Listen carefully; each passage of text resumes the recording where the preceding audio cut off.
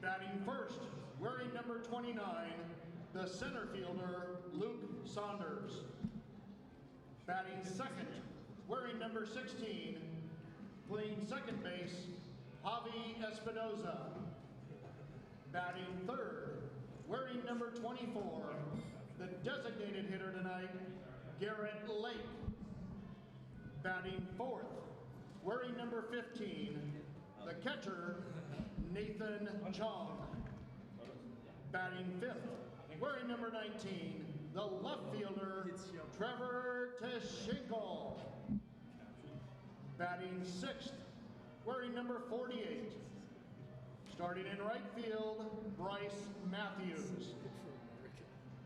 Batting seventh, wearing number 26, he's at first base, Ethan Floodstrom. Batting eighth, wearing number 33, the third baseman, Carson Crawford. Batting ninth, wearing number 12, the shortstop, Nick Oakley. Starting pitcher tonight for the Port Angeles Lefties, wearing number 31, Riley Agson. Lefties head coach is Matt Acker. Pitching coach, Scott Kelly. And assistant coaches, Earl Smith and Anthony Murillo.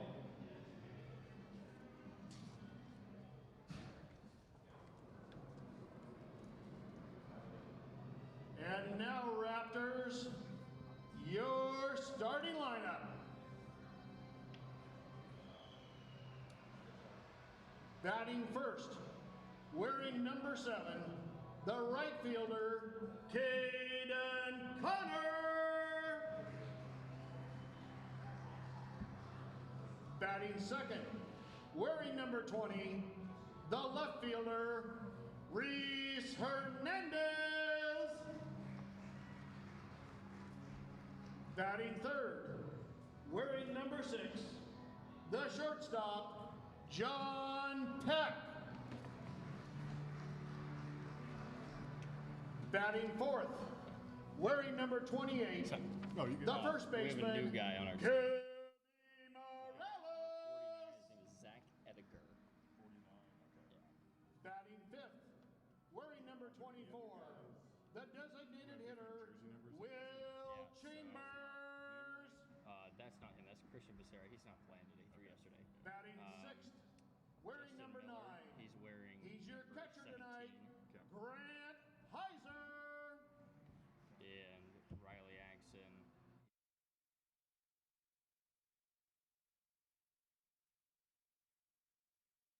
Micah McDowell.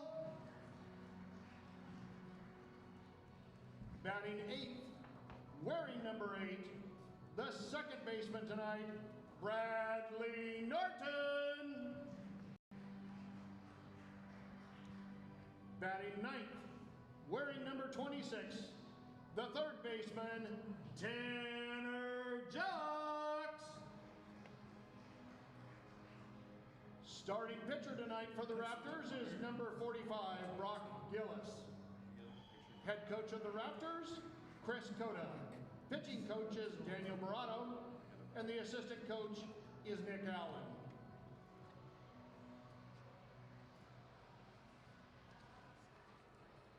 And now, Raptor fans, let's welcome your mascot, Rally the Raptor!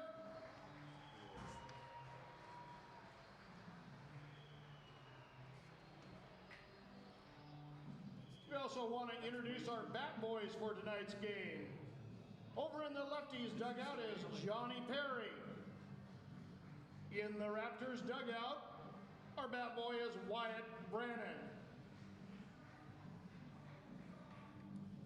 Meeting at home plate are tonight's umpires as assigned by the West Coast League. Behind home plate tonight is Mike Carr. Your base umpire, Jim Courtney. Fans, please be aware that a ball or bat may leave the playing field at any time and could enter the spectator areas. We remind you to pay attention while you enjoy the game today. Also a reminder for the kids, please do not allow your kids to climb the fences to retrieve foul balls. For their own safety, please keep the kids off of the fence lines into the other playing fields. We're 4 minutes ahead. I got 6:32 for. I got 6:32 on the schedule, but we can do it anytime. Is that going to screw you guys up for radio? That's true. Let's throw up. They haven't met with the coaches yet.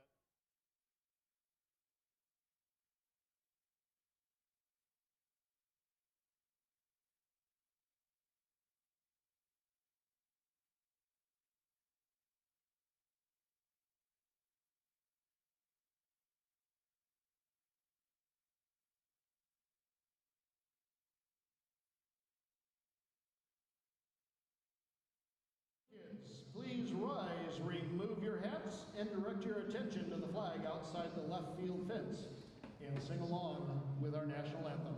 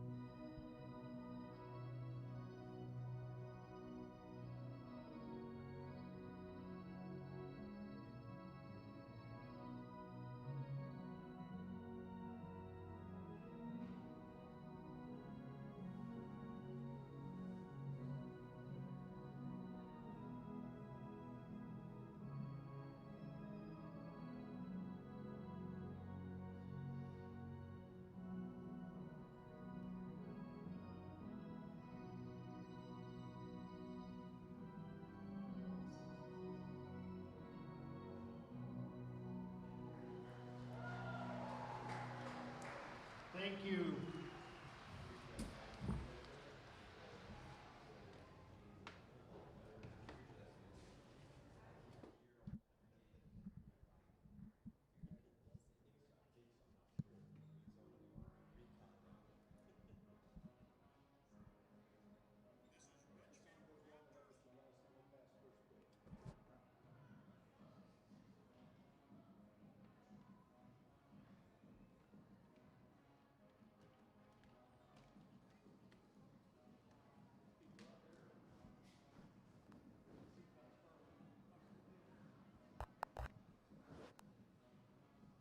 This is Ridgefield Raptors baseball. The pregame show starts right now.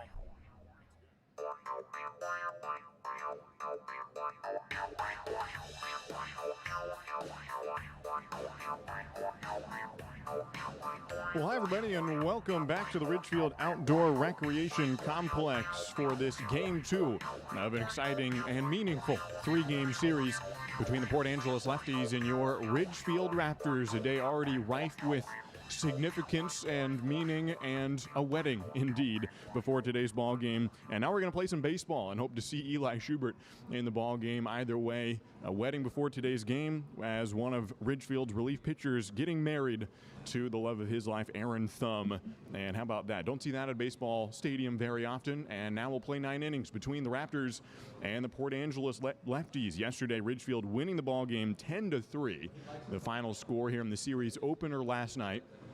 We'll play tonight and tomorrow at 6:35, and then a road series up in Port Angeles starting next week. So 6 straight West Coast League games between the Raptors and the Lefties. There are some non-league games this weekend here in Ridgefield. But game 2 of this series here tonight, as the Raptors racked up 13 hits last night, got the series opener win to improve to 3-1 in the second half. And their record on the year, 16-12, while Port Angeles comes into this game now 7-15. Let's get you the starting lineups first for the visiting Port Angeles Lefties, as announced by head coach Matt Acker. Leading off for the Lefties, playing center field, Luke Saunders out of University of San Diego. Batting second, the second baseman from St. Mary's is Javi Espinoza. Batting third, the designated hitter from Purdue Fort Wayne, Garrett Lake. The cleanup hitter and catcher for the Lefties from St. Mary's is Nathan Chong. Batting fifth, the left fielder from Cal is Trevor Tashenko. Batting sixth, the right fielder from Washington State, Bryce Matthews. Batting seventh, the first baseman from Port Angeles from Tacoma Community College, Ethan Floodstrom. Batting eighth, the third baseman from Cal, Carson Crawford. And batting ninth, the shortstop from UC Santa Barbara is Nick Oakley. Now the lineups for the Ridgefield Raptors, as announced by Chris Cota. Leading off and playing right field out of Cal State Fullerton, Caden Connor. Batting second, the left fielder from San Jose State University, Reese Hernandez. Batting third, the shortstop from Pepperdine, John Peck. Batting fourth, the first baseman from Cypress College, Kobe Morales. Batting fifth, the designated hitter out of College of the Canyons and the witness today for the wedding on the certificate, Will Chambers. Batting sixth, the catcher out of Seattle University, Grant Heiser. Batting seventh, the center fielder from Oregon State, Micah McDowell.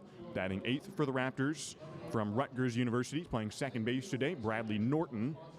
And batting ninth, the third baseman, getting the start of the hot corner today, moving over from second base. And from Linfield University is Tanner Jocks. The pitching matchup today from the Lefties, it is Riley Agson out of Mount Hood Community College, getting his third start on the year for the Port Angeles Lefties. And for the Ridgefield Raptors is Brock Gillis, a right-hander out of University of Portland. And he will get his fourth start of the summer for the Raptors here today. How about a ball game with a wedding ahead of the contest, as Eli will still have his full family ceremony on Saturday, but it was the legal wedding earlier today. And now he's married, sitting out the bullpen, and he'll be available to pitch. And this will be his last game in a Raptors uniform this entire summer, going on the honeymoon. So we may see Eli in his final game this summer for Ridgefield. Now to lead off in the top of the first inning, Brock Gillis takes to the mound and faces Luke Saunders out of University of San Diego. The center fielder today is hitting .222 on the year. Ridgefield already leading this series 1-0 as Brock Gillis throws the first pitch at 6:36 p.m. This is just outside.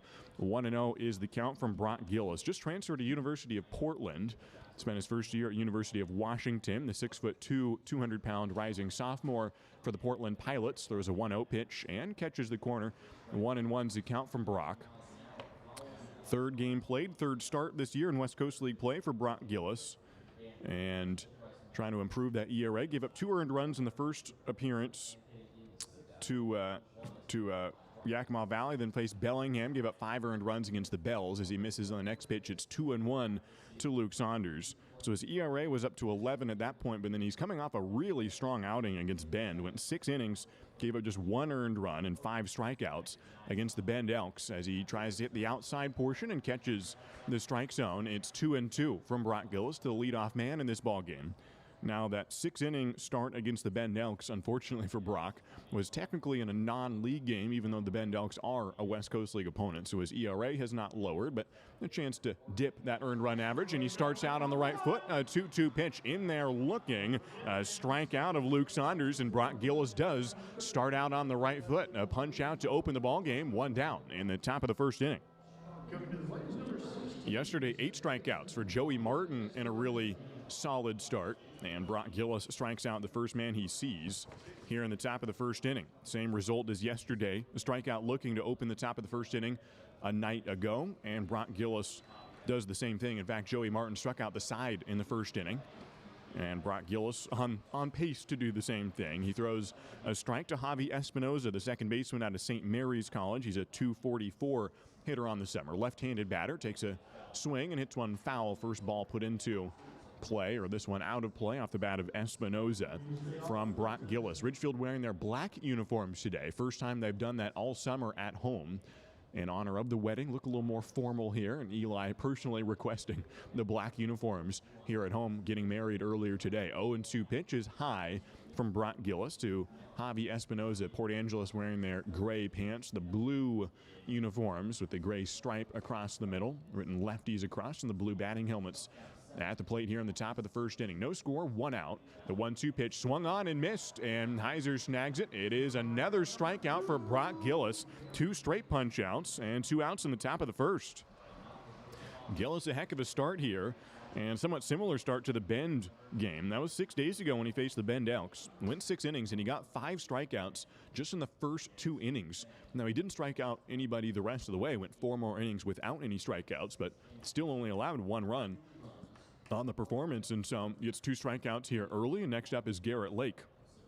Left-handed batter slices one foul. The designated hitter is behind 0-1. No score, top of the first inning. Brock Gillis touching 90 miles an hour. Works with a 4-seam fastball and a 2-seamer. Will be his primary pitches, working in a slider and a changeup. He'll drop in there from time to time. And he's ahead 0-1 to Garrett Lake, who came into this series probably being the most productive hitter in the Port Angeles lineup, leading the team with 5 home runs. Now, though his batting average has dipped, it dropped below the 200 mark after going hitless yesterday when 0 for 3. Here's the 0-1 pitch, and it's a bit low. 1-1 the count from Brock Gillis, a right-hander just transferring to University of Portland. Just made that announcement about a week ago, right before that start against the Bend Elks. And so his ERA was at 11 prior to committing and well below that since committing. So it did a number for him. 1-1 pitches swung on and did not get it. Garrett Lake now with a 2-strike count. Out of Purdue Fort Wayne, the designated hitter trying to avoid being the 3rd strikeout victim of this inning. Infield playing towards the lines with John Peck and Bradley Norton, the double play combo, both away from second base. A big hole up the middle for Garrett Lake. The 1-2 pitches swung on and missed, and Brock Gillis strikes out the side.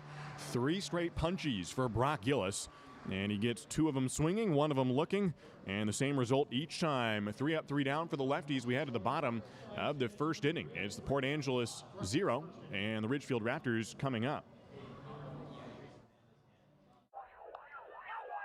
Baseball is back, and Peace Health is excited to once again sponsor the Ridgefield Raptors as they vie for the West Coast League title. Raptors games make a great family outing. Bring the whole crew to the ballpark to enjoy a safe, fun outdoor event featuring the thrills of Raptors baseball. As the largest health provider in Clark County, Peace Health is ready to step up to the plate and keep your family in the game, whether it's a routine appointment or specialty emergency care.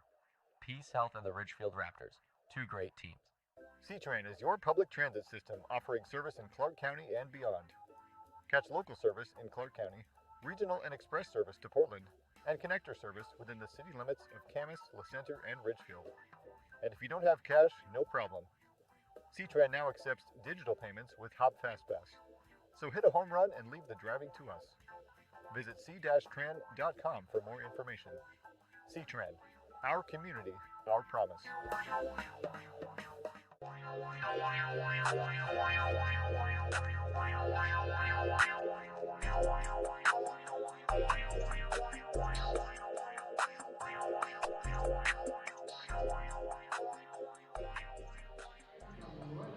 Welcome back to Ridgefield here at the Ridgefield Outdoor Recreation Complex. Glad that you're with us for an exciting middle game of this 3-game series. I'm Josh Warden. Happy to have you with us for Game 2.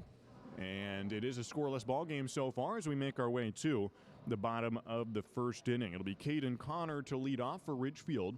He'll be followed by Reese Hernandez and John Peck in this ball game, 3 of the hottest hitters in the West Coast League. In fact, the top 5 hitters in this lineup are all right near the top in terms of some category or other, most of them right near the top in batting average. In fact, Ridgefield has 4 players in the top 10 in batting average around the West Coast League, and 5 players in the top 10 in hits. So just an absolutely dominant offense so far for Ridgefield. Put up 10 runs yesterday against Port Angeles, just the second time all season that the Lefties have allowed double-digit runs. And Ridgefield did that in the very first game against Port Angeles here in this series. Game 2 is tonight. First inning went well for Ridgefield in the top of the first. Brock Gillis struck out the side. We're on to the bottom of the first inning with Caden Connor to lead off. First pitch is outside from Riley Agson, the starting pitcher tonight for Port Angeles. He's a right-hander out of Mount Hood Community College. Made 8 starts for the Saints this year, went 3-1, an ERA of 4.14.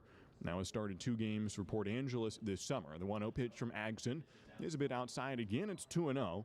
Has gone 7 1/3 innings so far for Port Angeles this summer. Both times in both appearances he's made has earned the loss for the Lefties. 2 earned runs in each occasion, 4 hits and 1 walk each time. So almost identical stat line to both of his first 2 starts. As Caden Connor thinking about a bunt but pulls the barrel back. It's a called strike. 2-1's the count to Caden Connor, the leadoff man here in the bottom of the first inning. Riley Agson faced Wenatchee and Yakima Valley in those two starts. Comes in with an ERA of 4.9. The 2-1 pitch, a breaking ball that's in there for a strike, and Agson evens up the count 2-2. He's a local kid down from the Portland area, went to Sherwood High School, and started out his college career at San Diego Mesa Community College, and came back to the Pacific Northwest to pitch for Mount Hood Community College. 2-2 pitches way inside and nearly hit Caden Connor. It is a ball, and it's a full count now to Caden out of Cal State Fullerton. He's hitting .291 on the summer. Had a nice day yesterday, went 2 for 4. A double, 3 RBIs, and a run scored for Caden. Payoff pitch to the leadoff man is swung on and hit toward short. A one-hopper that gets by the diving shortstop, Nick Oakley, and it's into center field for a leadoff base hit. Caden Connor into first. 1 at-bat, 1 hit, and Caden Connor keeps on absolutely raking here for the Raptors. This month of July has been one of just pure excellence at the plate for Caden, who is hitting over 400 this month, and he's into first base with a leadoff single. Reese Hernandez up next. Could be a bunt situation for him, but he's also a tremendous hitter, hitting .319 on the year. First pitch to Reese is a called strike. Runner on first, nobody out. Bottom of the first inning, no score from Ridgefield. The wind blowing fairly strongly out towards right field on a milder day temperature-wise, topping out in the high 70s today on a cloudless sky right now. Caden Connor gets back on a pickoff attempt from Agson. It's an 0-1 count to Reese Hernandez, who did extend his streak yesterday. He has gotten on base via a hit or a walk in just a tremendous number of games in a row as he takes a swing and hits one to center field. Coming in as the center fielder, and Saunders is able to make the catch. And Hernandez will not be able to extend the streak yet from 19 games in a row in which he has gotten on base on a hit or a walk. Then he'll have probably 3 or 4 more chances to do so tonight. But the first one here is a fly out to center field. 1 out, 1 on now for the Raptors, and John Peck to the plate. He's on a streak of his own. Had a few base hits yesterday, 3 of them. Number 6, John Peck. 4 base hits yesterday for John Peck. His batting average up to .323. Went 4 for 5 yesterday with 3 runs scored, and extended his hitting streak to 9 games in a row. John takes the first pitch, and it's a called strike to the Pepperdine infielder, getting the start at shortstop today, where he's made his home of late. The first start he got this summer was at second base and was there for the first week or so. Switched over to shortstop, and after alternating back and forth a bit, he settled at short. 0-1 the count to John Peck. He takes a breaking ball. It skips away from the catcher, and Caden Connor can sprint down to second. So a runner on second, 1 out, and no score here in the bottom of the first inning. Riley Agson, a wild pitch that bounced off the mask of Nathan Chong. And so now a runner in scoring position for the first time today for either team. It is Caden Connor, who scored once yesterday. A chance to match that here in the first inning from Ridgefield. John Peck at the plate. He's already got 24 RBIs on the year. Got his first home run 2 games ago. 100.6 miles an hour off the bat up in Longview. 1-1's the count from Riley Agson. Looks back at second and throws an 84 mile an hour up high to John Peck. It's 2 balls and 1 strike. Runner on second, 1 out. No score yet between these two ball clubs. John Peck, who has 41 hits already on this summer. That ranks second in the West Coast League. He came into yesterday's game in 3rd place and leapfrogged his own teammate, Kobe Morales, who's in the on-deck circle. 2 balls and 1 strike from Agson. Breaking ball that stays inside. It's 3-1 to John.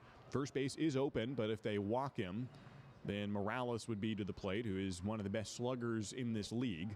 Now Agson asked for time and wants to come chat with Nathan Chong. Perhaps weren't on the same page signal-wise, or maybe they're worried about Caden Connor stealing signs from second base. I don't know if Caden was being devious, but I think they're worried about Caden getting the signals and relaying them back to John. And whether or not that was actually the case or not, they'll just be safe with it and perhaps change the signs. First mound visit today for either team. And now Agson backs out. Working out of the stretch, the right-hander has a runner on second, 1 out. John Peck, a 3-1 count from Agson. Looks back at Caden to the plate, and the 3-1 pitch is a called strike, so another full count. Second time this inning that Agson has worked a full count. Caden Connor singled on the payoff pitch. He's now on second base as John Peck at the plate. 10 doubles on the year as well for John Peck. Got his 10th last night here against Port Angeles, plus 3 singles as well. Right-handed hitter waiting for the payoff pitch. Agson comes to the plate, swung on, and a rare strikeout for John Peck. And that's 2 outs here in the bottom of the first. Kobe Morales, the next hitter. He was the one who got surpassed by John Peck in hits. And Kobe had a nice day himself. He went 2 for 5 and yet still got passed by John Peck. John had 4 hits in the ball game, so he went from 1 behind Kobe Morales to 1 ahead. Kobe is still a tremendous batting average at .336. That leads the team. With 2 outs and a runner on second, Agson throws and catches the inside corner to Kobe Morales. It's 0-1. Morales with 11 doubles on the year. How about that? Caden Connor, John Peck, and Kobe Morales all right near the top in the West Coast League in doubles. Caden leading the league with 14 of them. He's on second base, an 0-1 count with 2 outs, and Morales takes a hack at that pitch and fouls it back. It's 0-2 here in the bottom of the first inning, no score. So between those 3 players who have come up to the plate today, 35 doubles, which is well ahead of Port Angeles as a team. That's 7 more than the Lefties have all year long from their entire lineup, and those 3 players themselves have done more than the bulk of the teams around the league. 0-2 pitch misses down and away, and it is a ball to Kobe Morales. 1-2 is the count to Kobe out of Downey, California. Has spent 1 year at the JUCO level playing for Cypress College and hopes to move on to a 4-year institution, whether this upcoming year or the one following, and he's hit well enough to earn some looks from teams around the West Coast and beyond. 1-2 pitch from Kobe Morales is lined down the first baseline, a hopper to the first baseman, and Floodstrom is able to run it back to the bag. An unassisted ground out, and it's no score for Ridgefield in the first inning. 1 single on the frame, but Caden Connor is stranded at second base, and that'll do it for the first inning. Neither team scores in the first. We head to inning number 2 from Ridgefield. Brock Gillis back to the mound when we return. Dick Hanna Dealerships is proud to welcome everyone back to support our Ridgefield Raptors. Just in time for warm summer nights with family and friends, lounging on the lawn or eating dogs in the stands. Feels good to be back. In business for over 70 years, Dick Hanna Dealerships is a local, family-owned business with locations in Vancouver, Kelso, and Portland. Choose from thousands of cars and 12 new car brands. Experience nice in the car business. Dick Hanna Dealerships. Believe in nice. Now play ball. Join the Ridgefield Raptors for warm sunshine, great food, and exciting top-level college baseball at the Rourke. Bring your family, friends, neighbors, and coworkers for a relaxing night outdoors this season. Your group can welcome us on the Les Schwab left field platform, the Leonard Holmes and Dick Hanna grass berms, or the First Centennial and Wellhaven Pet Health picnic areas. There's nothing like a Ridgefield Raptors summer baseball game. Get your tickets now at ridgefieldraptors.com. Go Raptors!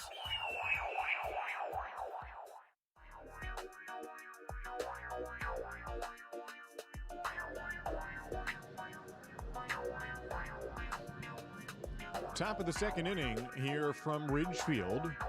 Brock Gillis back to the mound. He got the same result, and all 3 batters he faced in the first inning, all 3 of them went down on strikes. So Brock Gillis back to the mound here in the top of the second inning.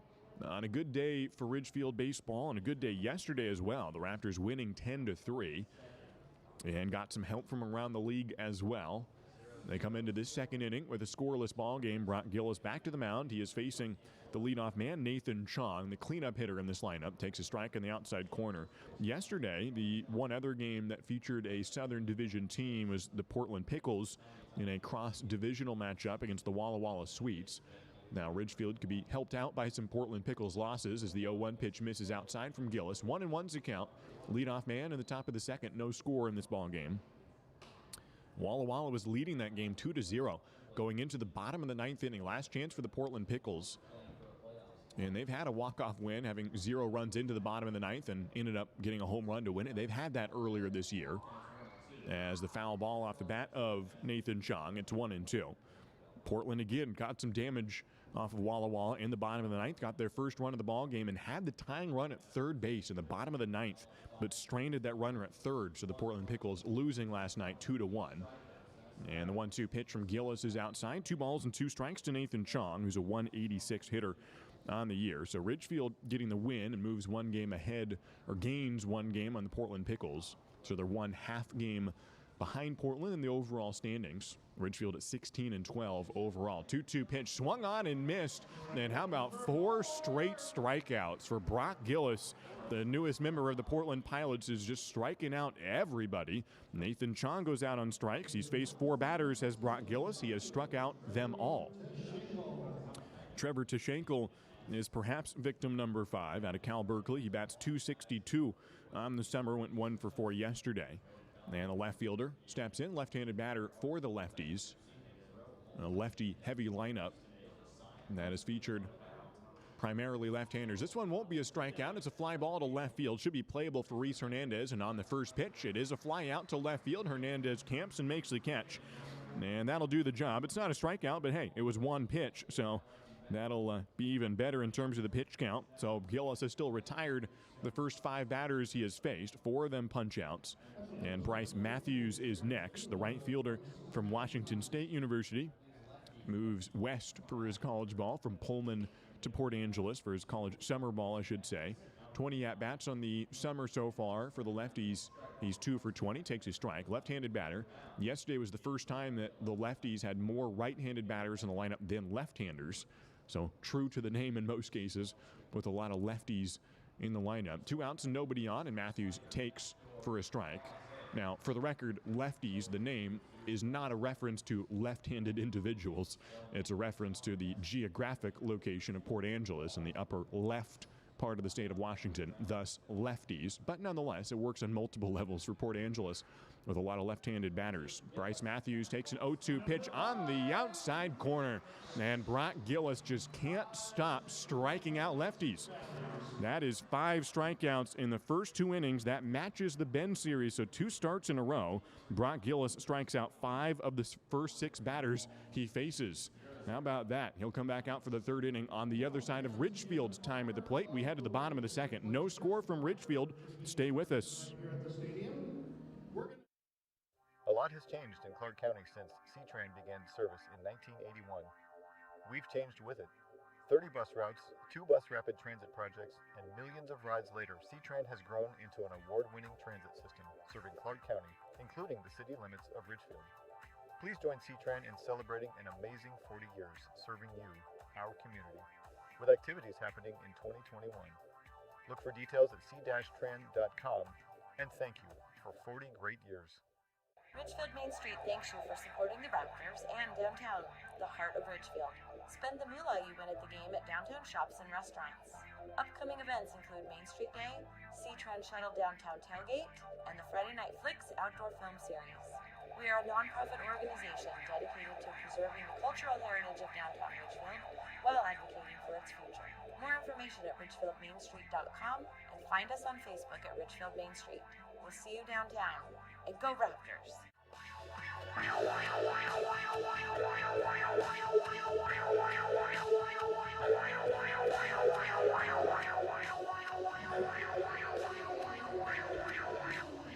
We are on to the bottom of the 2nd inning here from Ridgefield.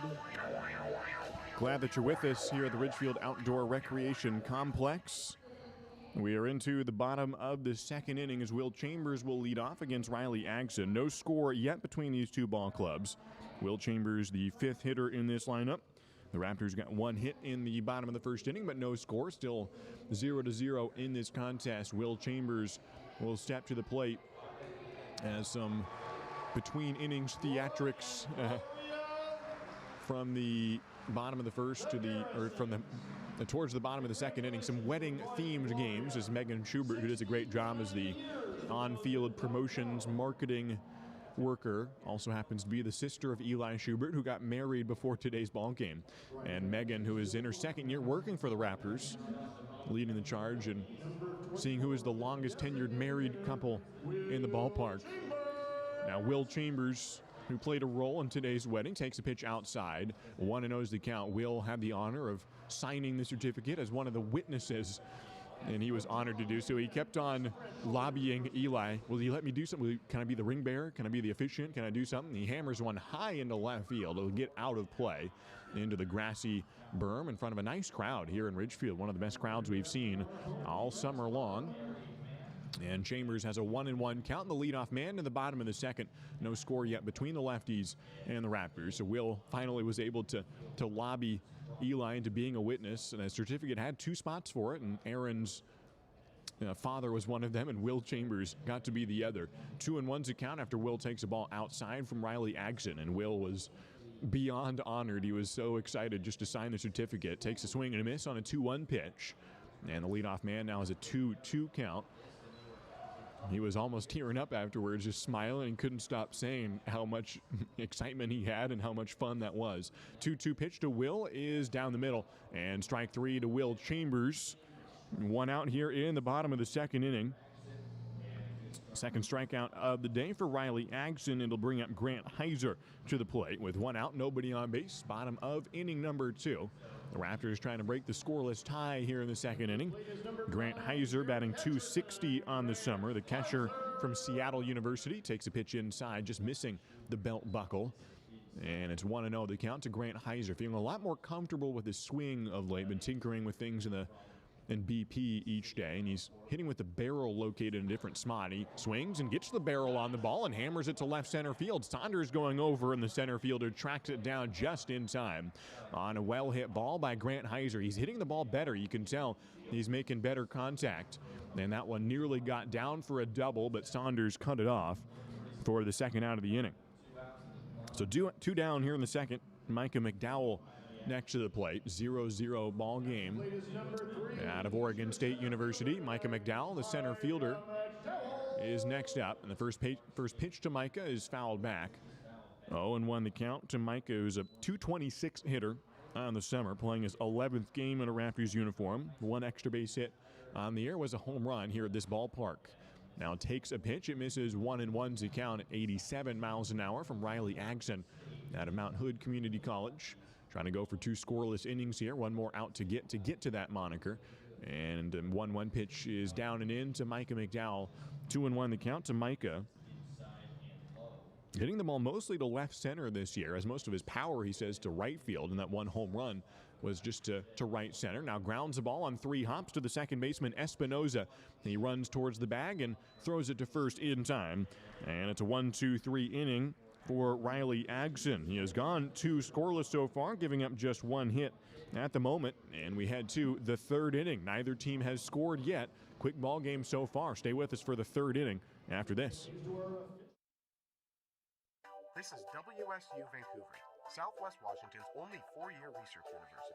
Whether in person or via distance delivery, WSU Vancouver offers high-quality education and an employer-respected degree.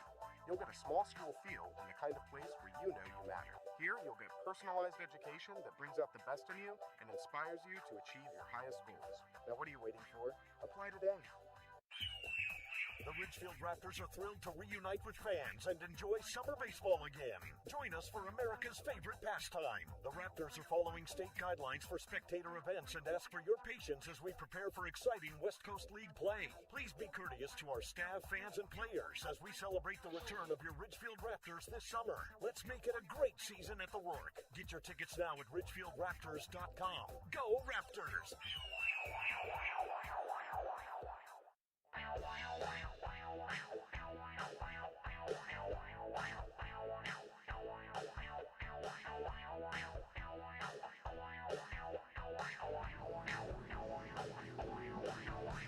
Brock Gillis has had a fantastic start so far.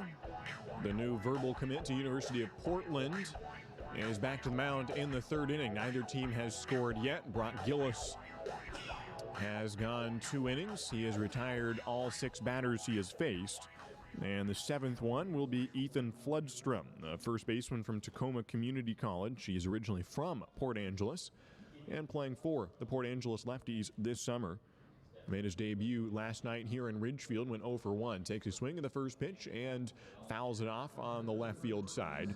0-1 the count to open up the 3rd inning. No score. Brock Gillis striking out 5 of the first 6 batters he faced.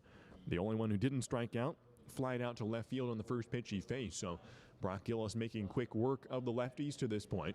He's had 0-1 to Floodstrom. Takes a pitch on the outside corner. 0-2 is the count. Our home plate umpire tonight, Mike Carr. In the field, Jim Courtney. Our West Coast League arbiters, And so far, they've just needed to watch Brock Gillis and make a lot of strike calls from Brock, who is ahead 0-2 to Ethan Floodstrom. Leadoff man in the third inning, Brock Gillis throws a fastball outside at 92 miles an hour. It's 1-2 from Brock Gillis. Just transferred to University of Portland. Originally was playing for UW. He's from Everett, Washington, and played 1 year for the Washington Huskies.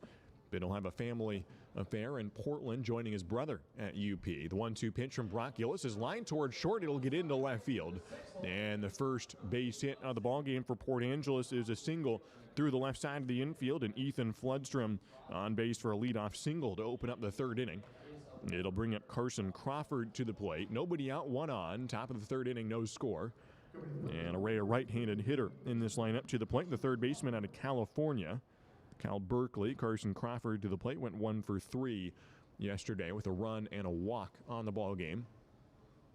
So Brock Gillis allows 1 hit, but he's still gotten 6 out of 7 batters to open up this ball game. Next pitch is a ball down and away to Carson Crawford, who's hitting .220 on the season. 2 home runs and 3 doubles.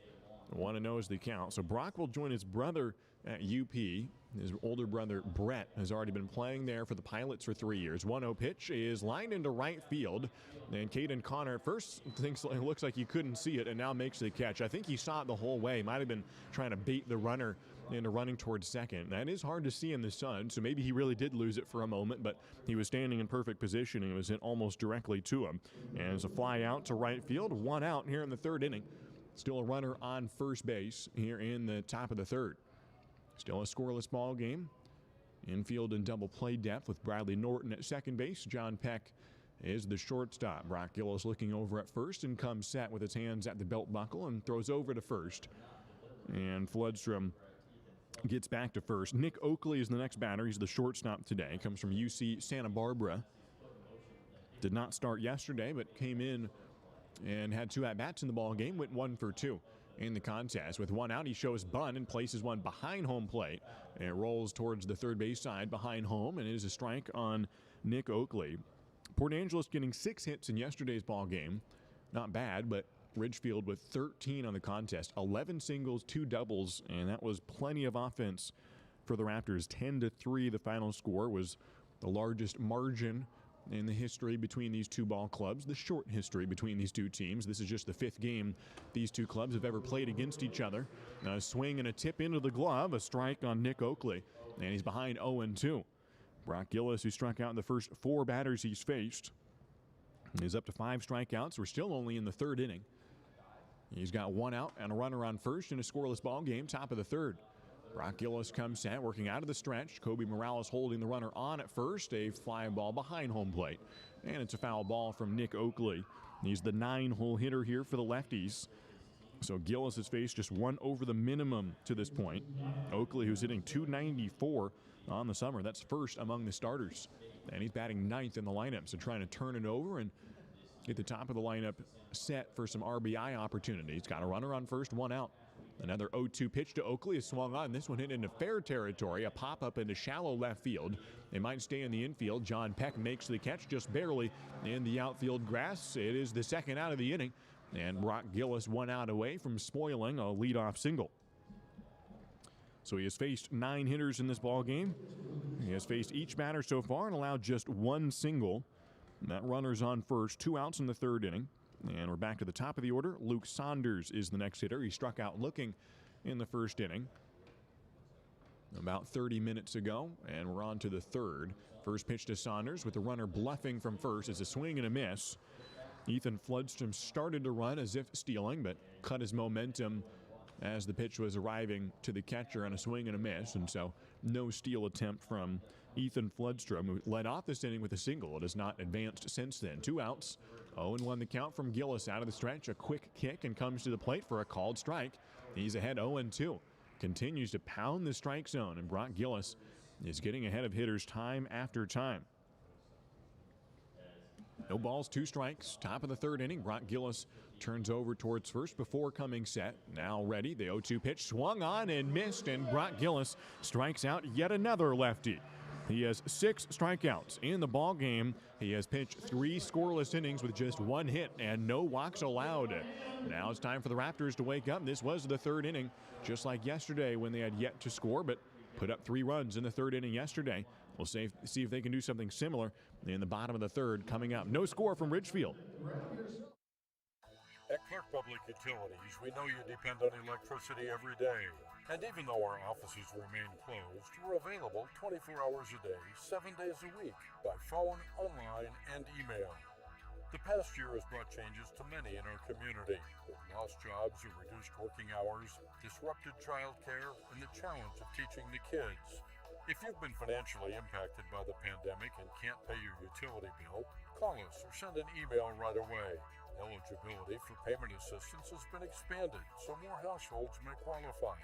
Through it all, we're always here to provide you with safe and reliable service, and we're ready to help. Clark Public Utilities, ranked highest in customer satisfaction among residential mid-sized utilities in the West by J.D. Power, 13 years in a row. For J.D. Power 2020 award information, visit jdpower.com/awards. Clark Public Utilities, we're always here.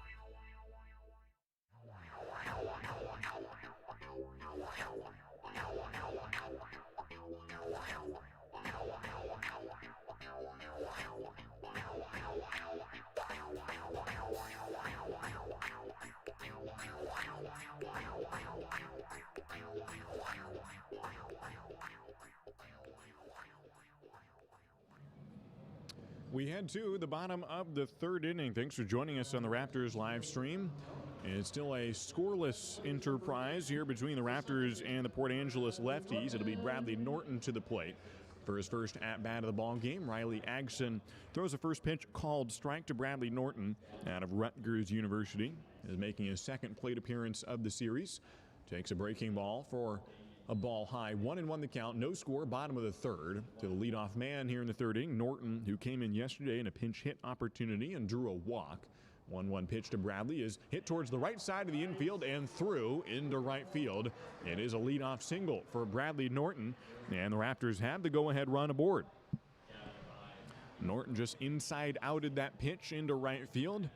Didn't need to hit it strongly. Had a big hole towards that side and just aimed for it, got it through. And a ground ball into right field for a leadoff single. His 4th hit of the season.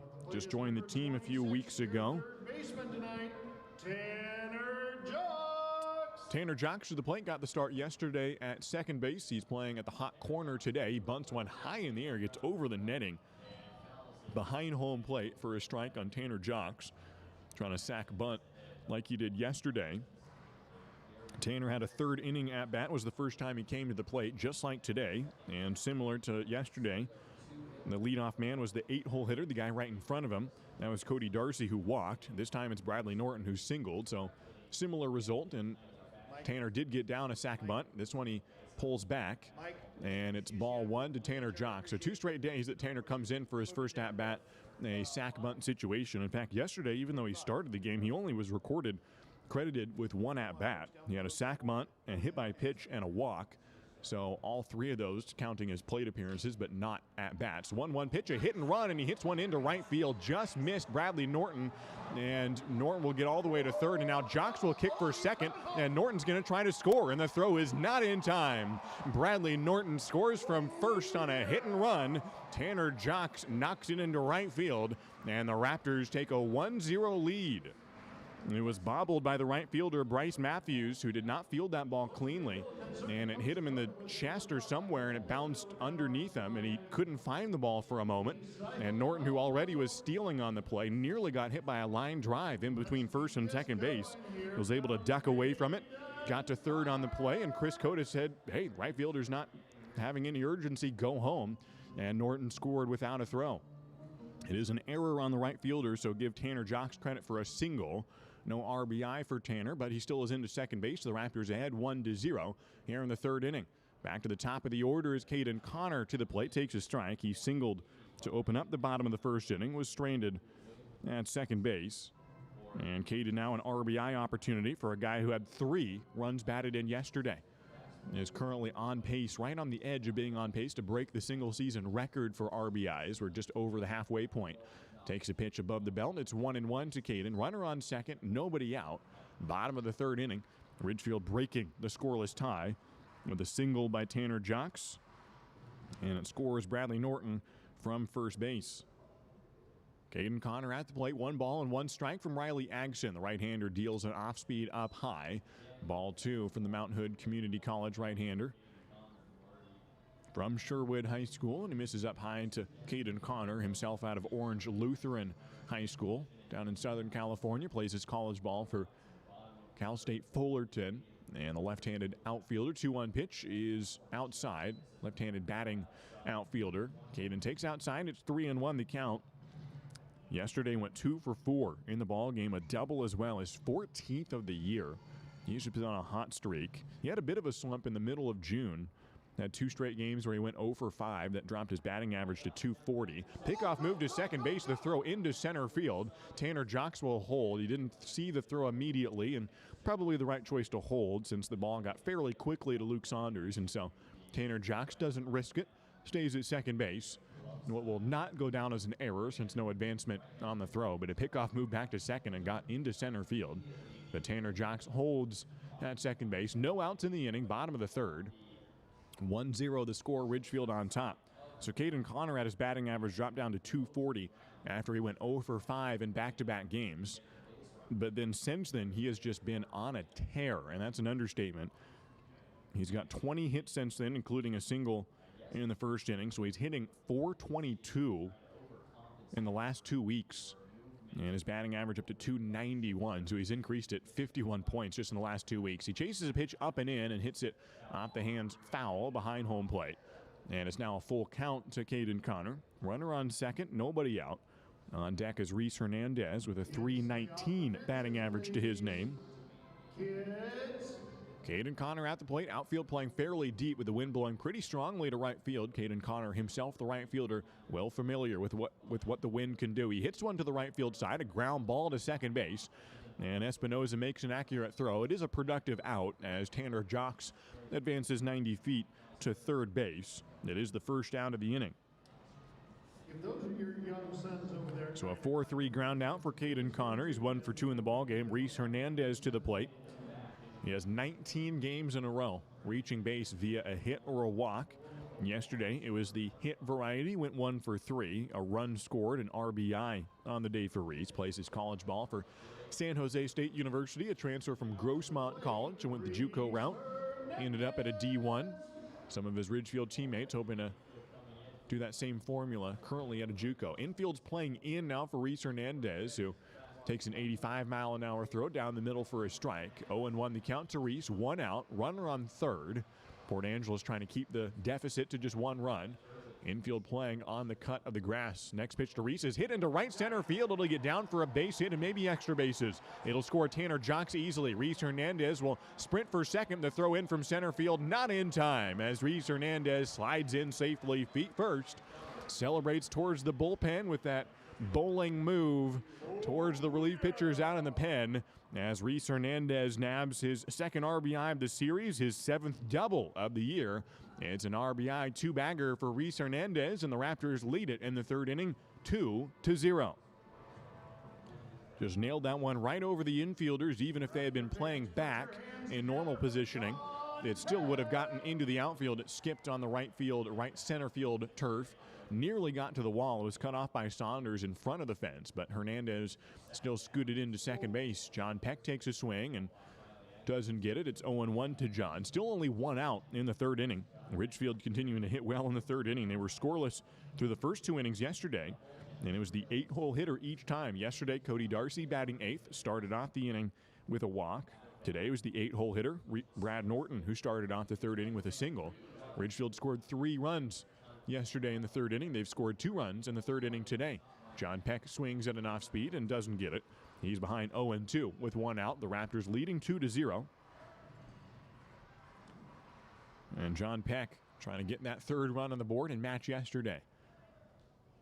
Yesterday, 4 hits in the ball game for John out of Pepperdine University. Right-handed batter swings and fouls the 0-2 pitch into his own foot. Not too hard, not directly into the cleat, so didn't hurt too much.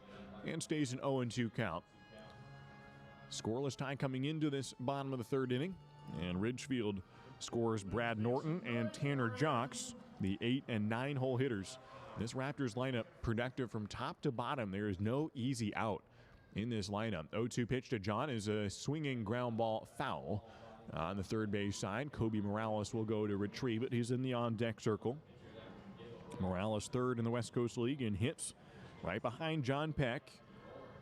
We had 4 hits yesterday, including a double to get to 10 on the season. So Ridgefield now with 3 of the top 5 players in the league in doubles. Of those top 5, 3 of them are Raptors. 0-2 pitch to John Peck is hit high in the air. Blooper behind first base. Going back as the first baseman Floodstrom. He'll run out of room. And it'll be another foul ball off the bat of John Peck.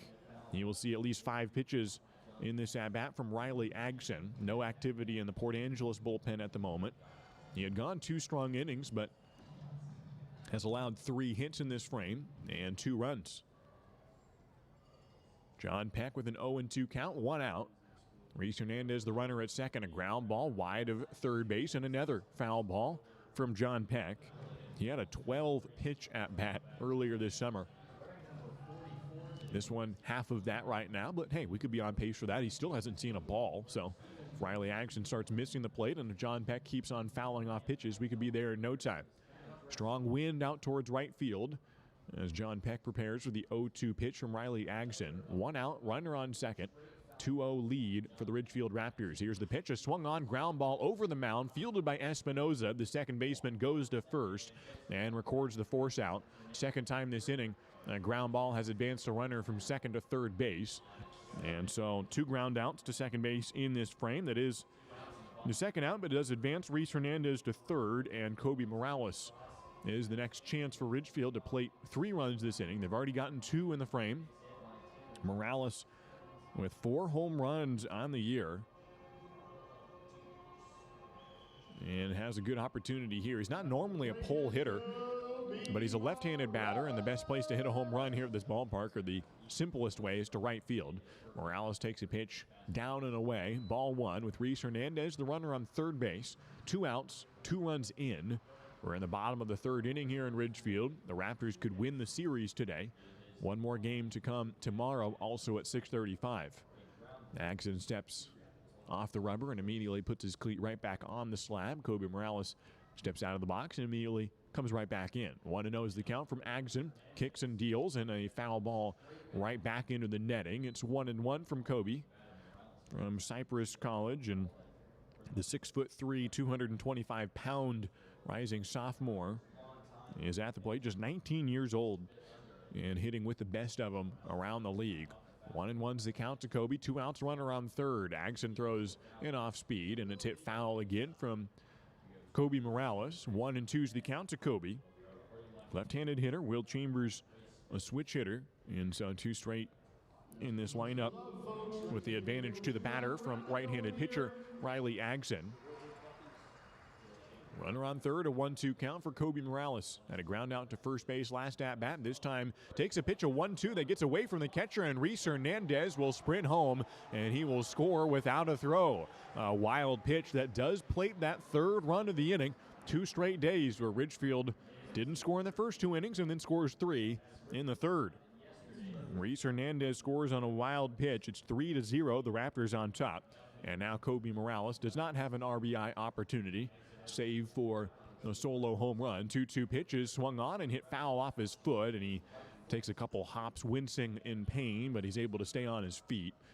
Morales wearing the white cleats to complement the white pants. Black uniforms today, and the black caps at home here on wedding day. Eli Schubert marrying his girlfriend of about 2 years, turned fiance, turned wife, in Aaron Thumb. They met at Lower Columbia College, and Eli has 1 game left this summer. It is tonight. He goes out into the bullpen after getting married, and I think we will see Eli. I don't know if he'll be the first one out of the bullpen, but I think he will pitch probably 2 or 3 innings today. Might as well, after all. He's not going to be pitching the rest of the summer. Going to go off on his honeymoon, and so I think we'll see Eli later today. 2 balls and 2 strikes from Riley Agson, and 2 outs. Kobe Morales fouls one again off his foot. It went back into fair territory. He seems to be okay. Went down to his knees for a moment.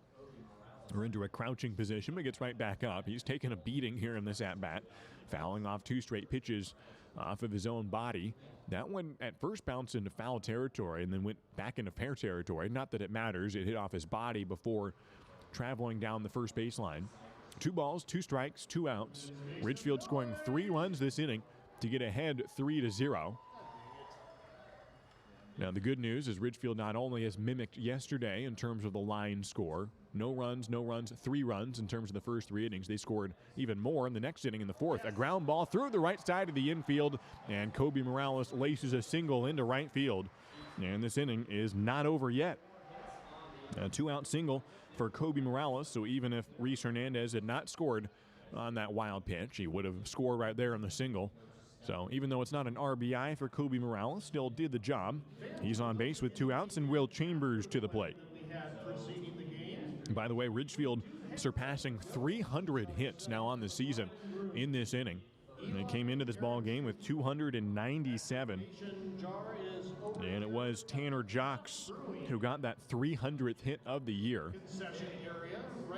Tanner had a single in the 3rd inning to score the first run. Bradley Norton came around. That was the 300th hit.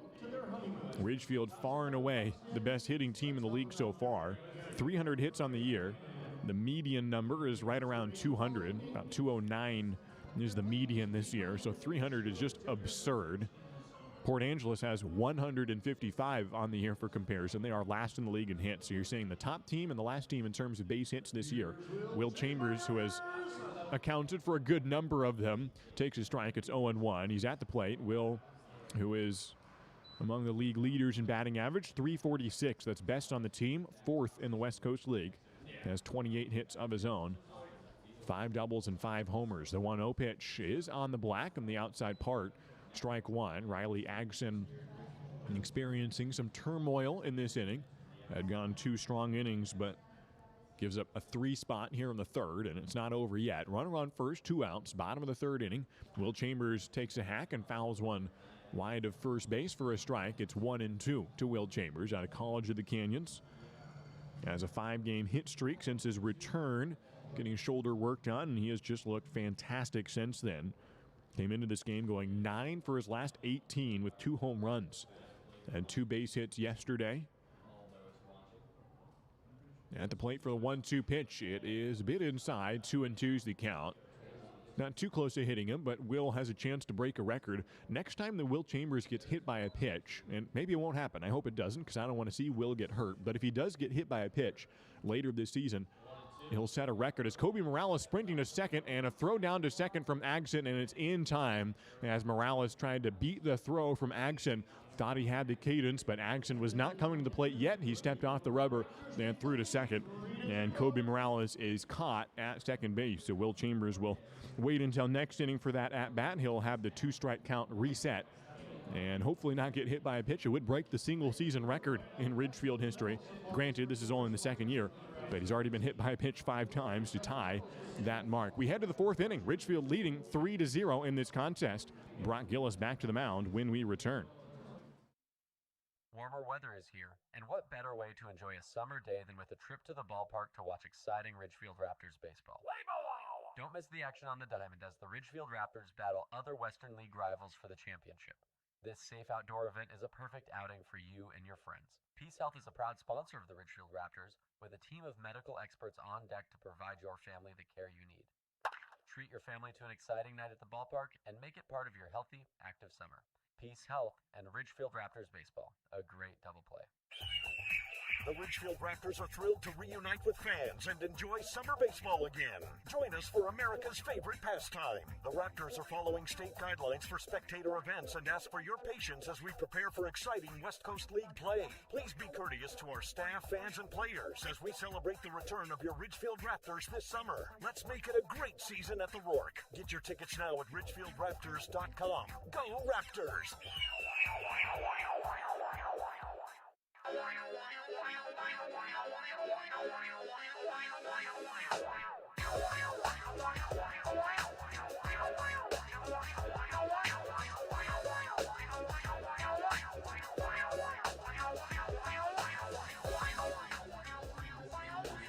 Brock Gillis back to the mound in the top of the fourth inning. Thanks for joining us from the Raptors live stream, as Gillis has gone 3 strong scoreless innings. First pitch of this fourth inning is fouled off the bat of the leadoff man, Javi Espinoza. Through 3 innings of play here in Ridgefield for the visiting Port Angeles Lefties, no runs on 1 hit, 1 error.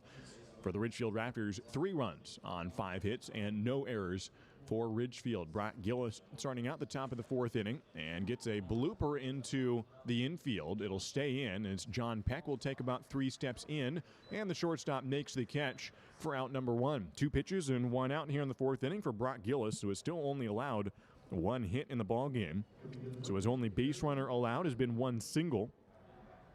And he gets Espinoza to pop out to short. Facing the top of the order here, the 2, 3, 4 hitters. He struck out the side. In fact, he struck out the first 4 batters he faced to open this ball game.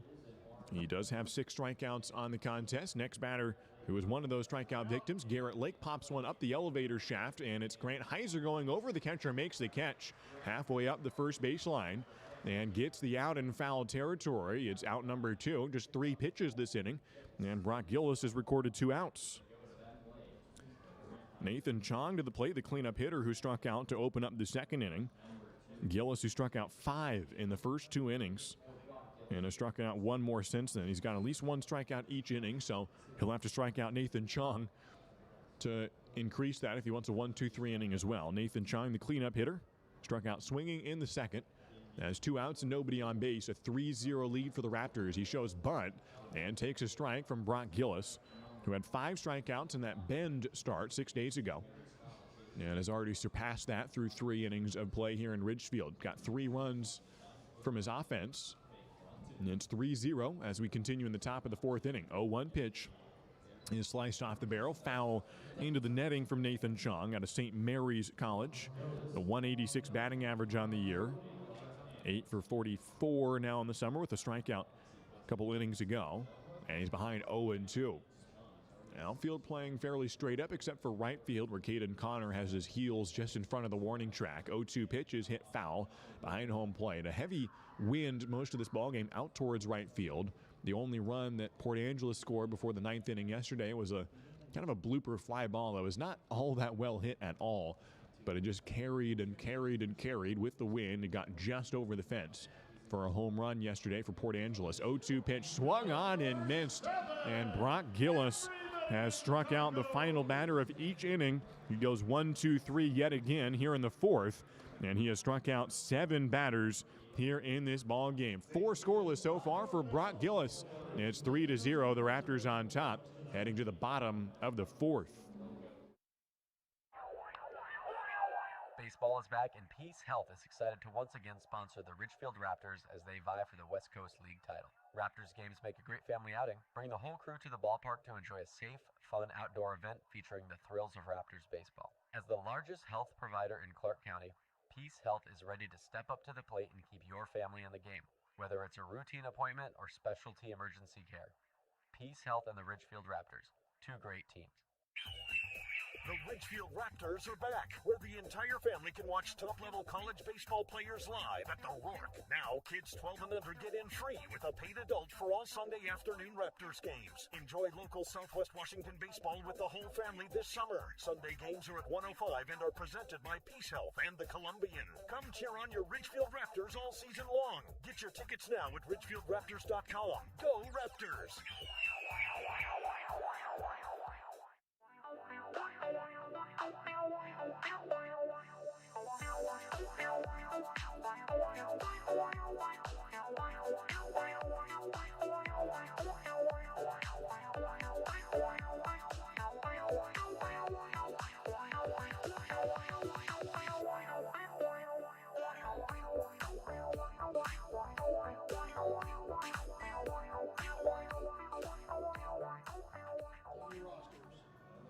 Welcome back to Ridgefield here at the Ridgefield Outdoor Recreation Complex. We've got a new pitcher for the Port Angeles Lefties after Riley Agson gave up 3 runs there in the 3rd inning, and so Agson's day is done.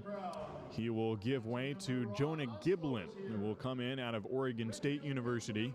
Giblin, a right-hander pitching for the Beavers, and has not pitched a whole lot yet for Port Angeles. In fact, this is his debut in a Port Angeles uniform this summer, and so Jonah Giblin comes in. First opportunity for him this summer out of Oregon State. Right-handed pitcher, and comes in to open up the bottom of the fourth inning. Ridgefield scoring 3 runs last inning. Yesterday, Ridgefield scored 3 in the third and 5 in the fourth.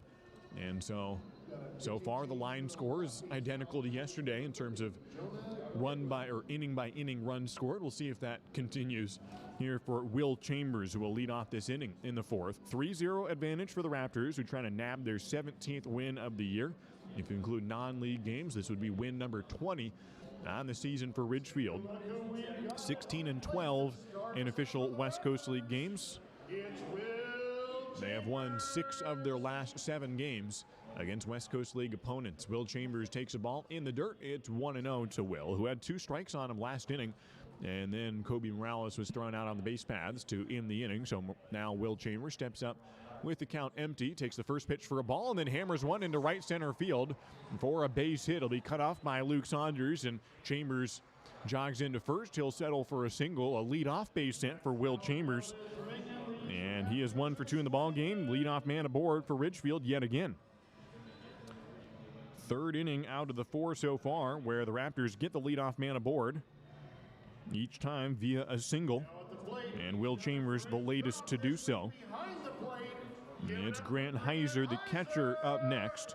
Had a fly out to center field in his first at-bat. No outs, runner on first, and Heiser takes a ball, 1-0 the count. Mentioned his tinkering with the batting stance in BP. He's started to stay down on his legs more, not coming out of his batting stance, which both lost his power a bit because he wasn't staying with the power through the legs, kind of coming up on his toes, but also changed his vision a bit. Now he grounds one to third base, fielded by the third baseman Crawford. He goes to second for the first out, and the turn by Espinoza is not in time, so Heiser is safe at first on a fielder's choice. 5-4 on the force out to get Will Chambers, and Heiser safe at first. So 1 out, 1 on. Micah McDowell to the plate with a 3-0 lead in the pocket of the Ridgefield Raptors. McDowell, who had a ground out in the second inning, he's hitting .226 on the year.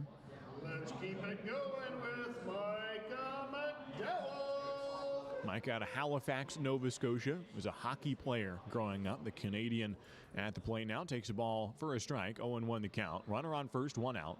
Also played a lot of football. His dad was a football guy himself and wanted Micah to play on the gridiron. And their system is, it's not America, but they got the CFL and a lot of youth programs, and Micah played a lot of football growing up until he was near high school age. Grounds the ball foul down the first base side, and it's 0-2 to Micah McDowell. Played wide receiver and safety growing up, and everyone outpaced him in terms of size. He wasn't a big kid growing up, and so finally had to set the pads aside and focus on baseball, though he's filled out now. Micah McDowell stands at 6'1", 193 pounds, so now he has a football frame. Late bloomer, I suppose. 0-2 pitch blocked by the catcher, Nathan Sean. With a runner on first, it's now 1-2 to Micah McDowell. Settled on baseball and has made his way from Canada down to the USA. He plays his college ball for Oregon State, facing a fellow Oregon State player, Jonah Giblin, also from OSU. So a pair of Beavers here, one pitching to another. 1-2 pitch, and it's going to hit McDowell on the arm or hip area. It bounced straight off him towards the dugout, and it maybe hit his elbow. No, he's not, wearing a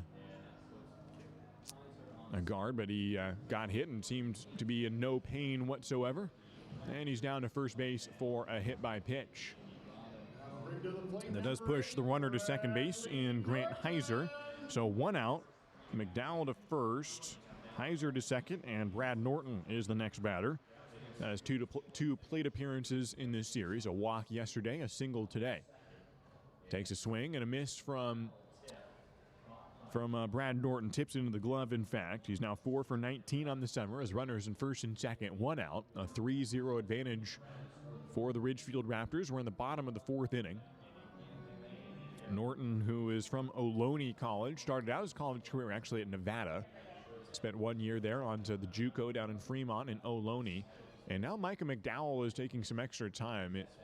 There's already been one pitch in this at-bat, and now Micah is starting to say, I'm feeling a little tense, and time is called as Micah takes a little walk around first base, just making sure he's okay.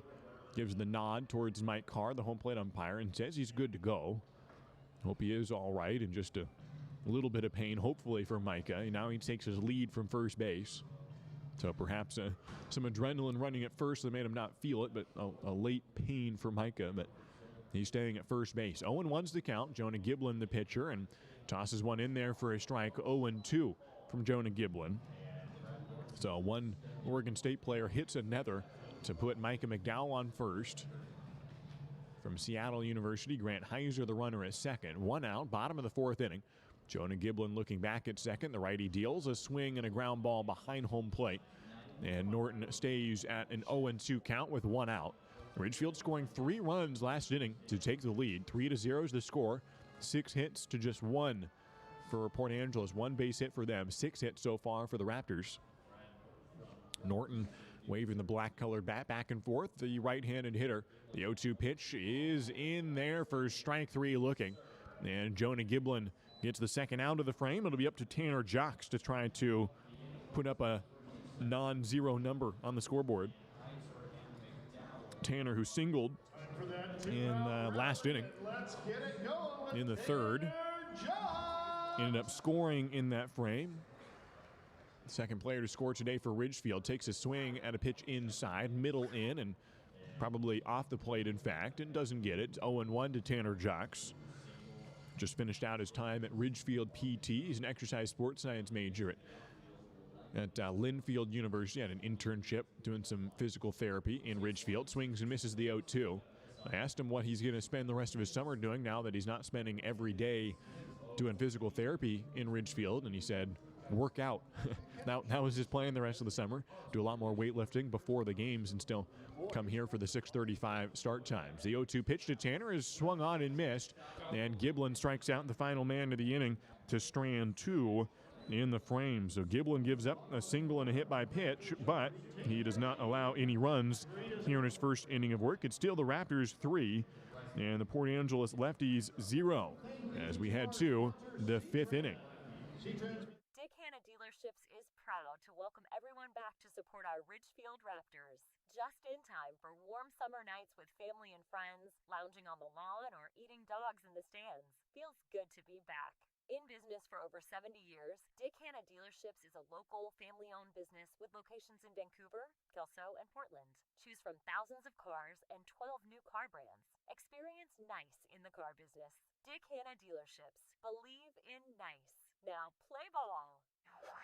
Wow, I love family road trips. Wind in my ears, freeze in my mouth, and peace of mind knowing Les Schwab did our tires, brakes, and alignment. Like Les Schwab, my family's safety is my first priority. Well, that and squeaky toys.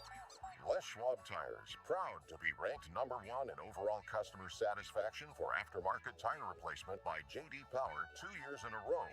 For J.D. Power 2021 award information, visit jdpower.com/awards.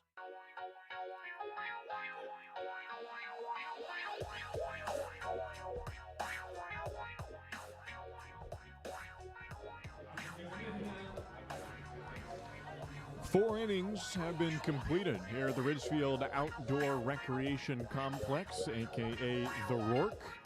And it's been good baseball so far for Ridgefield.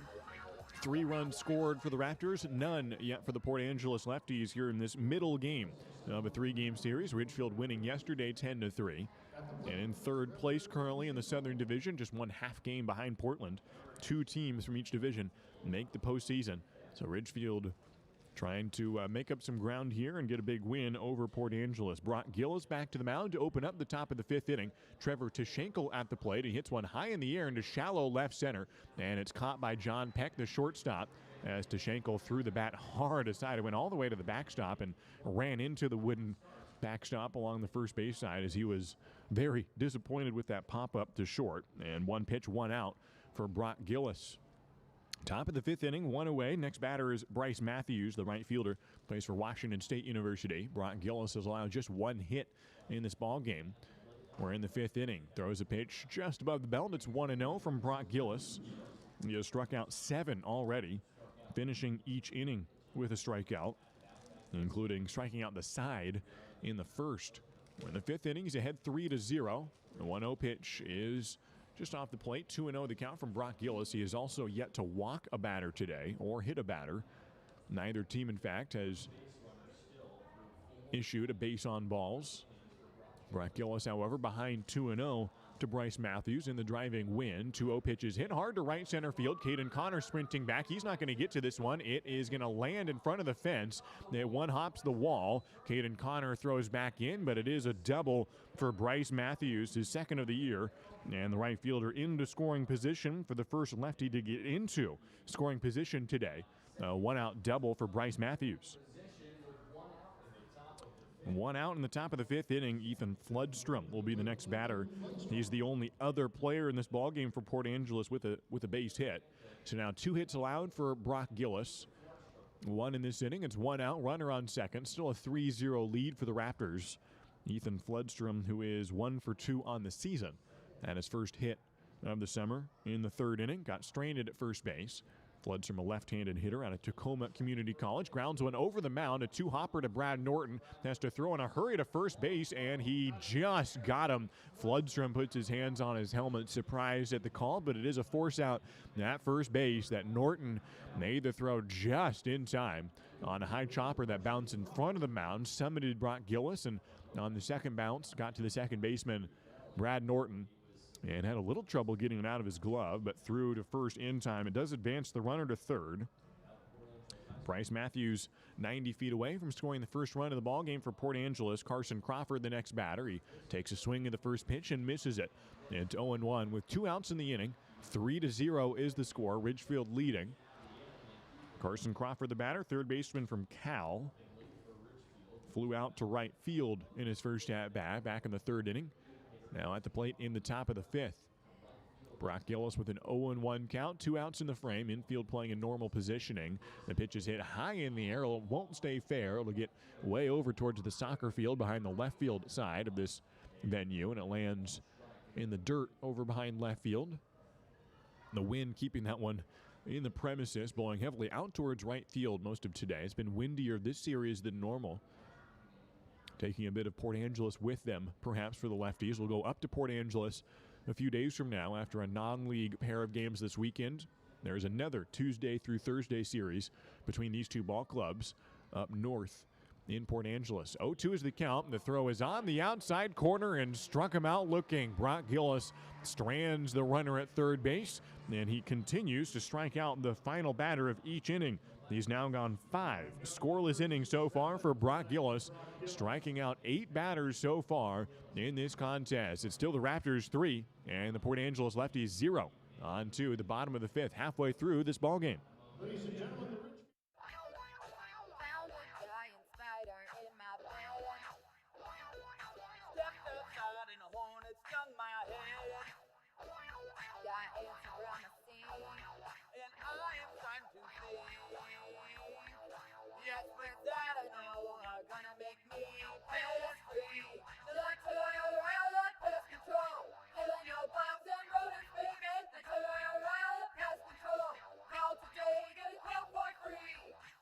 Hey baseball fans, after the game visit A-Lane, the area's premier gaming, dining, entertainment, and meeting destination.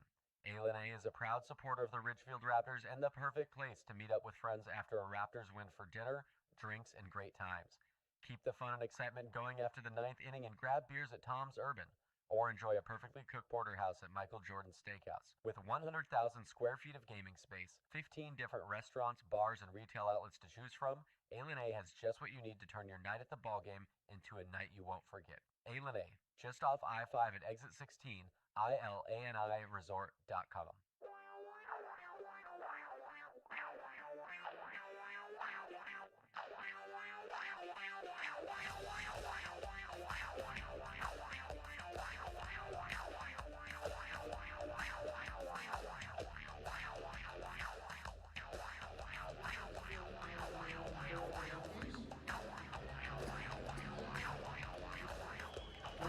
We head into the second half of this ball game from Ridgefield. Caden Connor to lead off the bottom of the fifth inning. A 3-0 lead for the Ridgefield Raptors, winning yesterday 10-3.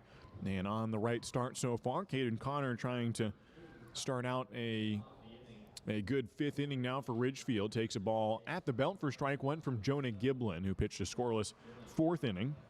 Out of Oregon State University, Giblin throwing a strike to Caden Connor, who has played at Goss Stadium, where Oregon State played against the Corvallis Knights earlier this month. The 0-1 pitch to Caden is high, ball one.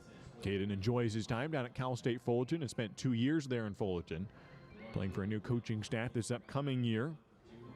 Hitting .291 this summer. Was leading the team for Fullerton in batting average this most recent spring. The 1-1 pitch from Giblin is a bit high. Ball two to Caden.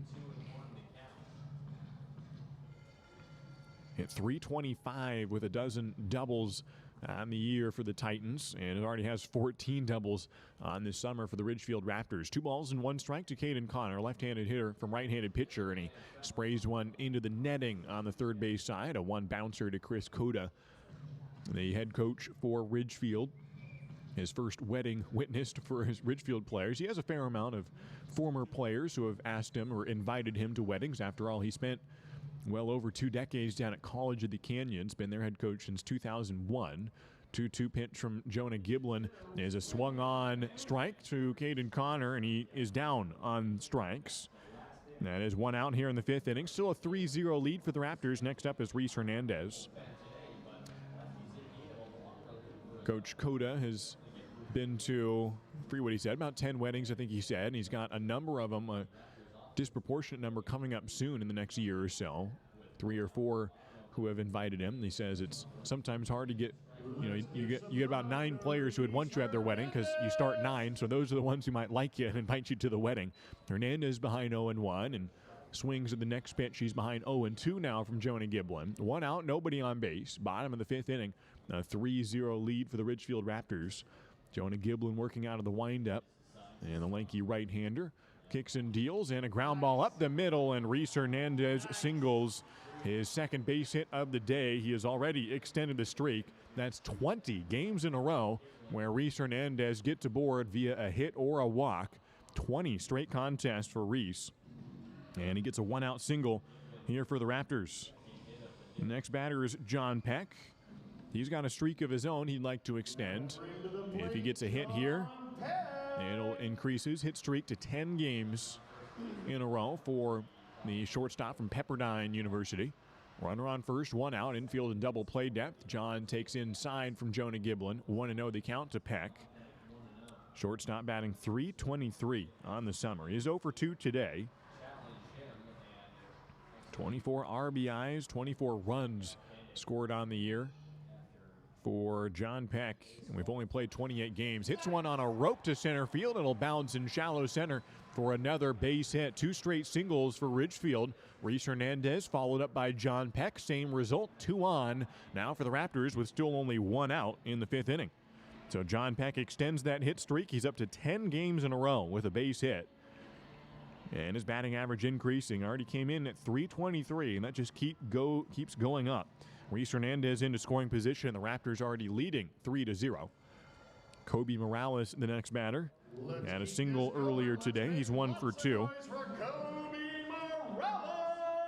And so John Peck let him get tied at second place, and John retakes that number. Kobe Morales hits one foul down the first base side on the first pitch he sees. 1 out, the runners will return to first and second on the grounder just off the line. 0-1 the count to Morales, who came into this ballgame with 40 hits. That's third in the West Coast League. Got a base hit to tie John Peck at second, and then John scooted out in front of him. Kobe could tie him right back up at second place in the league and first place on the team. 0-1 the count to Kobe Morales. 1 out, runners in first and second. The next pitch from Giblin is low, blocked by Nathan Chong, and the runners hold that first and second. On deck is Will Chambers, who had a single of his own last inning. Up to 8 hits in the ball game for Ridgefield. This team averages about 11 per game, which is first in the West Coast League. 1 ball, 1 strike from Giblin. It swung on and tapped foul, and a broken bat foul ball shattered the bat for Kobe Morales just took a little sliver off the barrel, in fact. Didn't completely shatter it, but it sliced off a piece off the end of the barrel. The bat is mostly intact. I bet if he hit with it, I bet he could still get a base hit, but he unfortunately will have to hand that one off and get a fresh one for one that just kind of hit off the end of the bat and just took a chunk off the end. Not even a big chunk, just looked like just a thin piece off the end of the barrel that skimmed about 2 feet away. And he will pick up a new bat, a black colored one this time, taking over from the gray one, and now he will use this one in a 1-2 count. One out, runners in first and second. John Peck, well familiar with those broken bats. He's shattered 6 of them himself. He's on first base with his bat staying intact on that single. The 1-2 pitch outside. It's 2-2 to Kobe Morales, the first baseman today.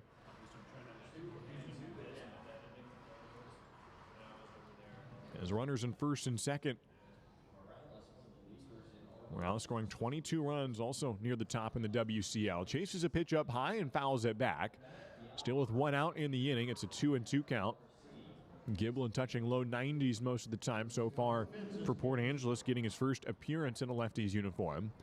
Facing the wind here, where Morales, if he can pull one to right field, could get the benefit of that strong wind out towards right.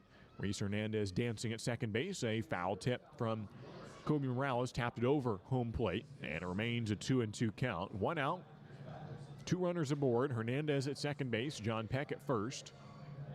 The right fielder Bryce Matthews looking into the sun and backing up a few steps in front of the warning track. But a well-hit ball, especially high hit, can just be taken for a ride in the wind. 2-2 pitch is hit to right field and on an absolute tear.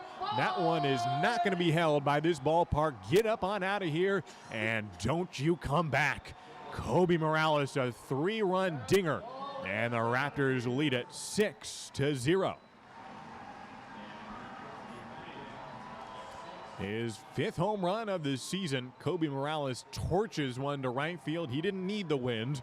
He still used it, but that would have gotten out even if it was against the wind. Morales uses a new bat in this at-bat, and halfway through checks into the new bat and uses it to his advantage. I don't know which teammate he used to get the replacement bat, but whichever one, he just launches one to the right center wall and well over for a 3-run home run. And he's up to 26 RBIs in the season now. And that scores Reese Hernandez and John Peck. 3rd hit of the inning for Ridgefield. And a 3-run home run off of Jonah Giblin. First runs he has allowed today. Came in last inning and pitched a scoreless frame. Now in the 5th inning, gives up a 3-run bomb. 6-0 is the score. Will Chambers swings and misses the first offering. 93 miles an hour from Giblin. Will Chambers batting .333. He has 5 home runs of his own this year. So Kobe Morales tying him at 5. 1-1 pitch to Will, misses in the dirt. 2-1 the count. One out, nobody on now after the homer. Will also has a non-league home run, so he may argue as 6 on the year, but in West Coast League games, he's got 5. 2 balls and 1 strike from Jonah Giblin. 1 out, nobody on. 9th hit now for Ridgefield in this ball game. Off speed that stays high. 3-1 is the count to Will Chambers. So 9 hits compared to 2. Yesterday, Ridgefield racking up 13 hits in the ball game. 3-1 pitch is outside for ball 4. And Will Chambers draws his 22nd walk of the season. He is just off the league lead in that category. And this inning continues to work well. Still only 1 out in the 5th inning. This started with a strikeout. Top of the order, Caden Connor went down on strikes, and since then, all 4 batters have reached base. Reese Hernandez and John Peck singled. Kobe Morales homered. And Will Chambers draws the first walk of the ball game. Next batter's Grant Heiser takes a strike. That is the first walk for either team tonight. Brock Gillis has gone 5 innings so far, allowed 2 hits, no walks, no runs. We'll see if he comes back out for the 6th inning. Jonah Giblin on the mound out of the stretch. The 0-1 pitch is swung on and missed. And Heiser behind 0-2 on the 80-mile-an-hour off speed from Jonah Giblin. 1 out, 1 on. Bottom of the fifth inning. Ridgefield scoring 3 runs in the third, 3 runs in the fifth. Infield near double play depth could end the inning on a ground ball up the middle. 0-2 pitch from Giblin is down in the dirt and blocked by Nathan Chong. Heiser, who has a fly out and a ground ball fielder's choice on the ball game so far. Yesterday had a base hit, went 1 for 4, scored a run. The 20-year-old out of Seattle University at the plate, right-handed hitter. The 1-2 pitch is high, and the catcher Chong wanted to throw down to first, but before he could make the transfer, the pitch came out of his glove, so he never actually received it very well. And it bounced behind home plate, but Chambers went back to first and stays there. Runner on first, 1 out. Bottom of the fifth inning. Ridgefield still leading this contest 6-0. Heiser at the plate with a 2-2 pitch upcoming from Giblin. Working from the stretch, and the pitch is hit high into right field. It'll take Matthews back almost to the track. He'll make the catch in front of the warning track. And it is out number 2 here in the fifth inning. Pinch hitter coming in. And we will see a pinch hitter. So Micah McDowell, who got hit by a pitch earlier, stayed in the game at that point, but he has now been replaced by his college teammate. Brady Casper comes into the game. So one OSU player replacing another, and he's facing an OSU pitcher. And it was Jonah Giblin who hit Micah McDowell, and ultimately Micah has to come out of the game. So Giblin will face another Oregon State player in the same spot in the lineup. After having to force out one of his college teammates, he now faces another. Raptors number 39, Brady Casper. There's one other Oregon State player on the Ridgefield roster. There's only one OSU player on Port Angeles' team. The other one's Jaron Hunter for Ridgefield. A line drive into left field, and Brady Casper has seen one pitch today. He's hit a single to left field, and Casper comes in for a pinch hit, 2-out base hit. And this inning is not done yet. So Casper holding up the mantle for his fallen teammate. I think Micah will be okay, hopefully just precautionary. But he was hit by a pitch and stayed in at first and was a runner. Got stranded at first base and now comes out of the ball game. Casper comes in, singles to left field. And Bradley Norton next to the plate. 1 for 2 on the day with a run scored. 2 outs in the inning. Runners in first and second. Norton cuts at the first offering. It was down and in, and he doesn't get a piece of it. And it's 0-1 to Norton. Bottom of the fifth inning. Ridgefield already scoring 3 runs this frame on a 3-run home run. And after the bases were empty on that bomb by Morales, they have restarted the action on the base paths. Runners in first and second. Norton takes ball 1 from Jonah Giblin. A little bit of activity in Ridgefield's bullpen. We'll see if Brock Gillis comes back out for the 6th. He has gone 5 scoreless so far. Giblin looking back at second base. A 1-1 pitch upcoming to Norton. He decides to take, and it misses again. 2 balls and 1 strike to Bradley Norton out of Rutgers University. Had a single in the 3rd inning and was the first player to score in today's ball game. 2-1 pitch is swung on and hit off the hands. A foul ball to the right field side. And it sets the count at 2 balls and 2 strikes. 2 outs, 2 on. The fences, please. Bottom of the 5th inning. 6-0 lead for Ridgefield. The Port Angeles Lefties did lead yesterday 1-0. But the Raptors came out in strong fashion shortly thereafter and ran out to a 10-3 victory. The 2-2 pitch is on the outside portion, just barely in the zone. And it's a strikeout looking to end the frame. Well, Ridgefield does end up with 4 hits on the frame and 3 more runs in the inning. It's a 3-run home run by Kobe Morales to highlight the 5th inning. It's the Raptors 6 and the Port Angeles Lefties 0 through 5 innings of play. Thank you again. Baseball is back, and Peace Health is excited to once again sponsor the Ridgefield Raptors as they vie for the West Coast League title. Raptors games make a great family outing. Bring the whole crew to the ballpark to enjoy a safe, fun outdoor event featuring the thrills of Raptors baseball. As the largest health provider in Clark County, Peace Health is ready to step up to the plate and keep your family in the game, whether it's a routine appointment or specialty emergency care. Peace Health and the Ridgefield Raptors, 2 great teams. C-Train is your public transit system offering service in Clark County and beyond. Catch local service in Clark County, regional and express service to Portland, and connector service within the city limits of Camas, LaCenter, and Ridgefield. And if you don't have cash, no problem. C-Train now accepts digital payments with Hop FastPass. So hit a home run and leave the driving to us. Visit c-tran.com for more information. C-Trend, our community, our promise.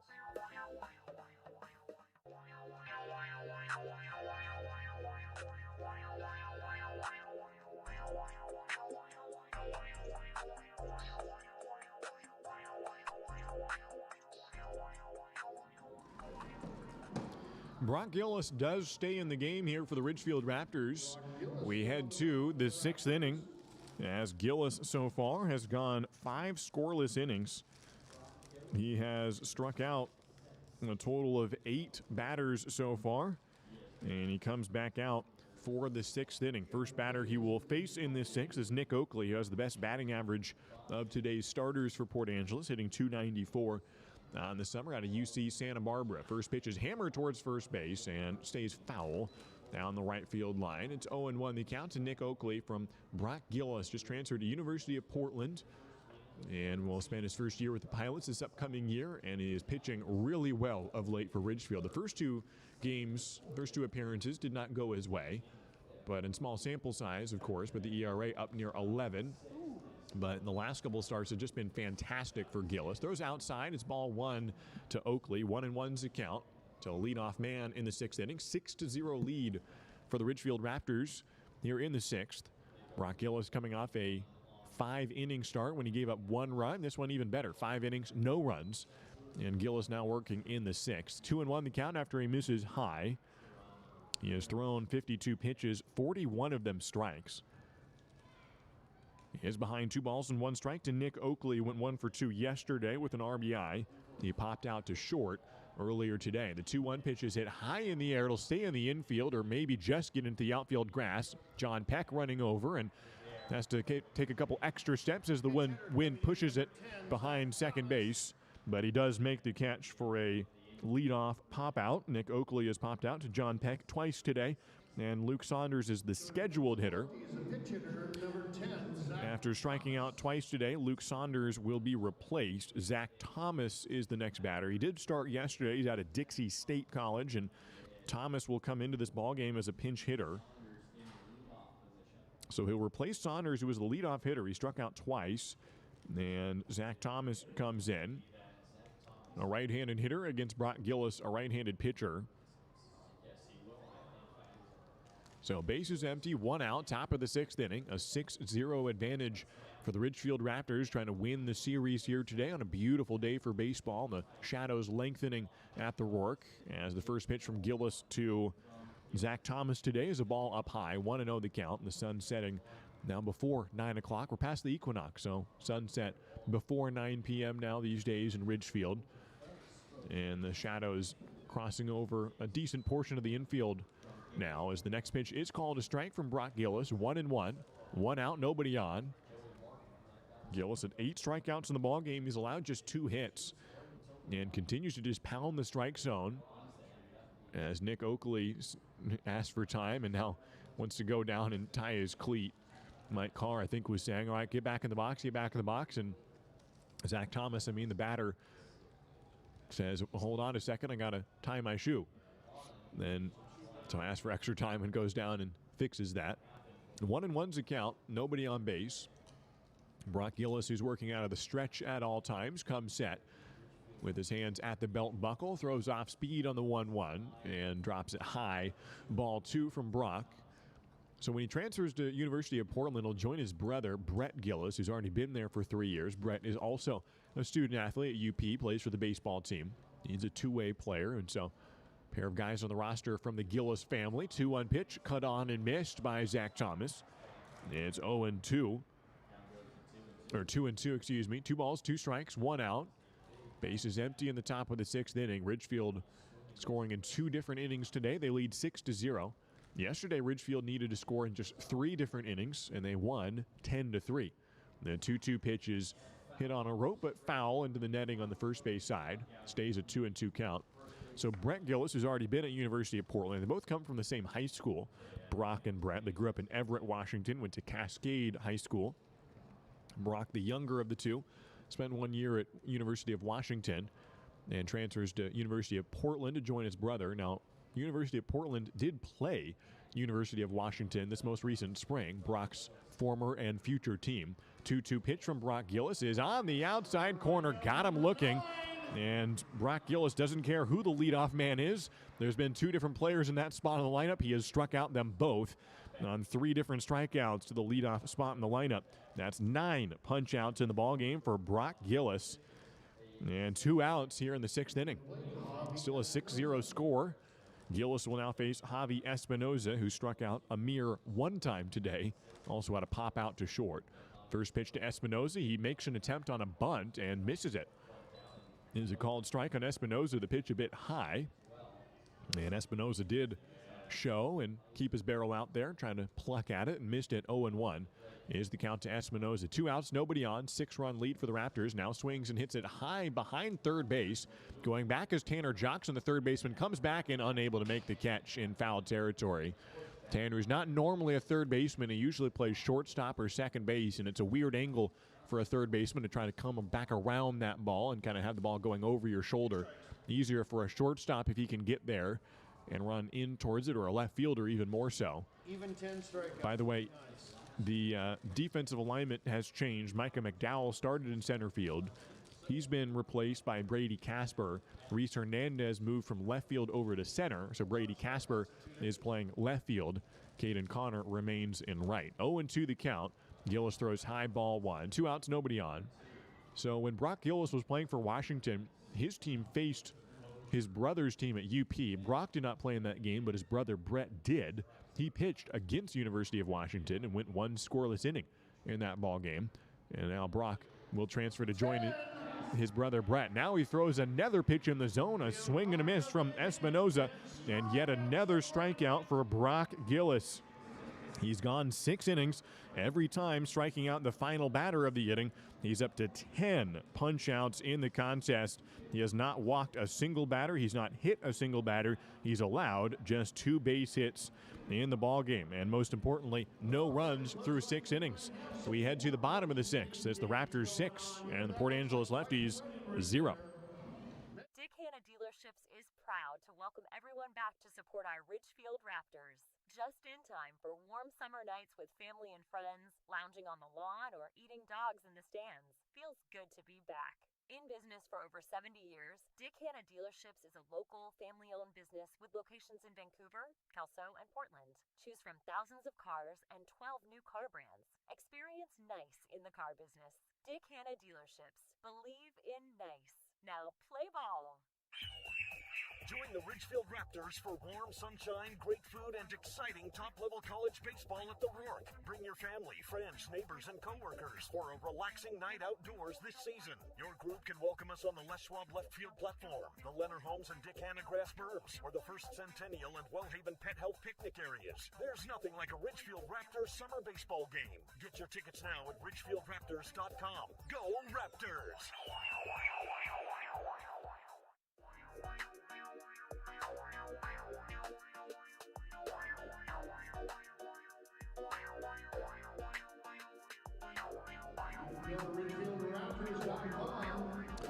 Back to action here in Ridgefield, bottom of the 6th inning.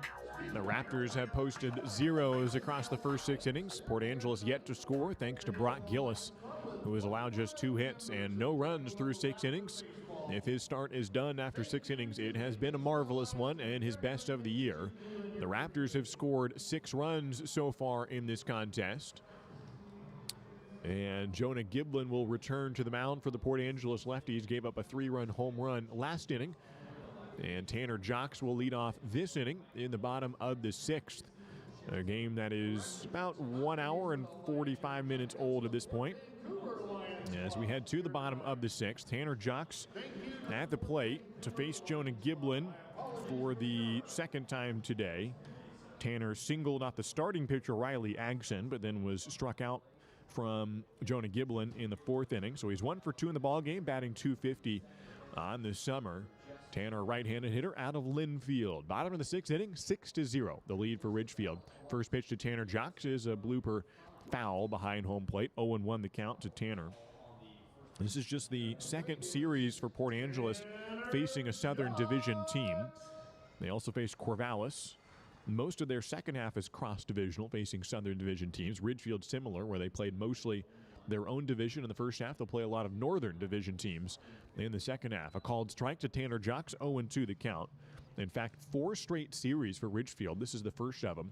First of 4 consecutive series where Ridgefield will play teams from the Northern Division.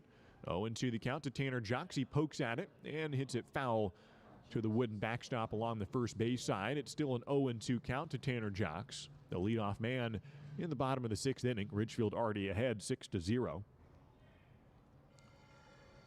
There's no more games between the Portland Pickles and the Ridgefield Raptors, the two teams who are right now neck and neck for that second playoff berth. A lot of games yet to come, so it could come down to Ridgefield and Cowlitz, or Cowlitz and Portland, or Benge can make a run. Who knows?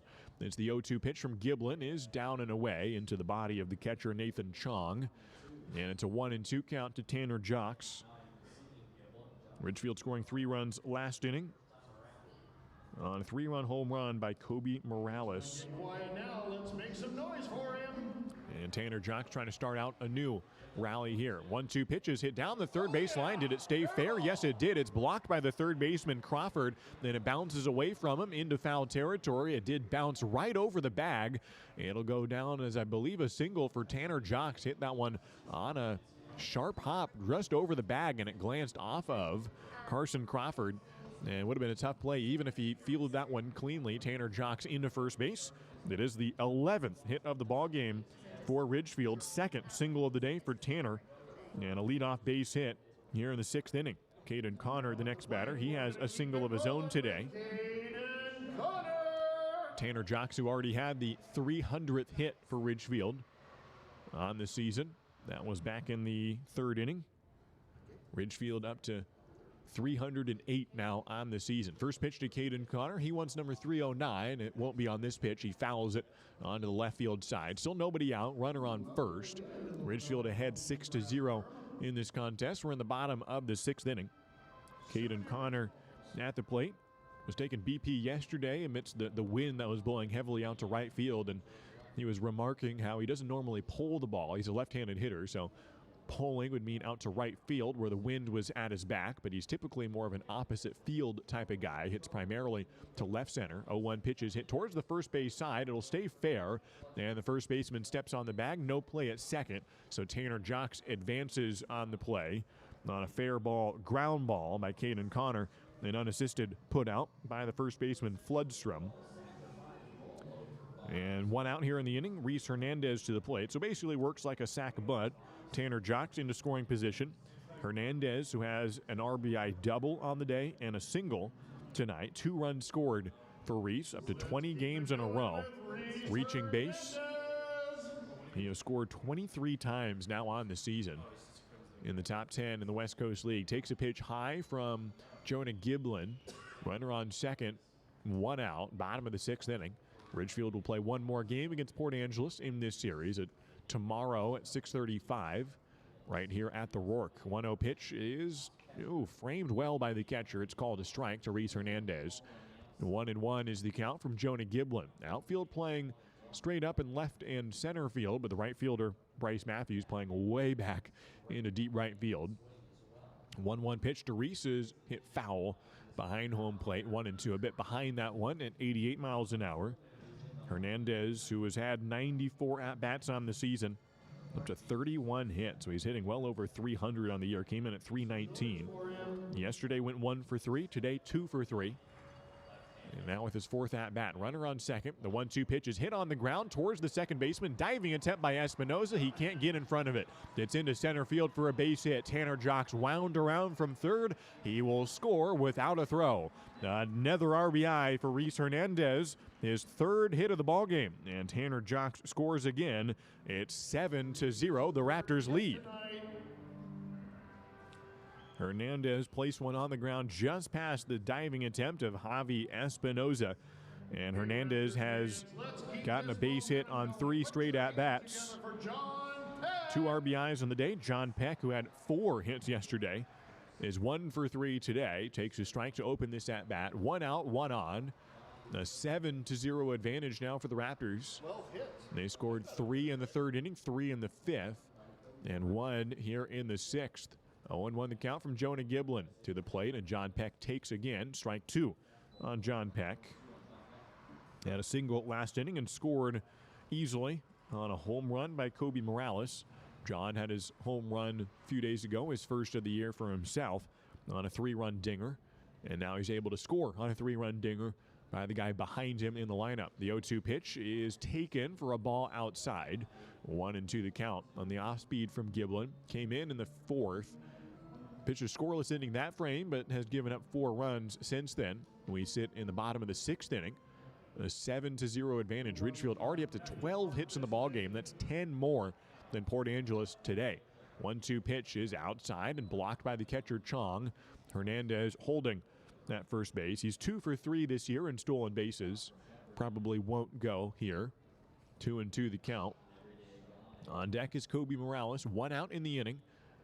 John Peck waving the bat around and sets it over his shoulder. 2-2 pitch to John is fouled off. Takes a big swing in that one. Really loads up well, and the bat speed is strong for John Peck. It's a good-looking motion, and he has already extended his hit streak right now. He's up to 10 games in a row, and he's been consistent. He started out strong and has just stayed true. He's never really gone on a slump this year. He's hitting .323 on the summer. 2 balls and 2 strikes to John Peck. Swings at another one and fouls it off yet again. Had a long at-bat earlier when he singled, and again has fouled off a couple consecutive pitches. 6 pitches already to John Peck this at-bat.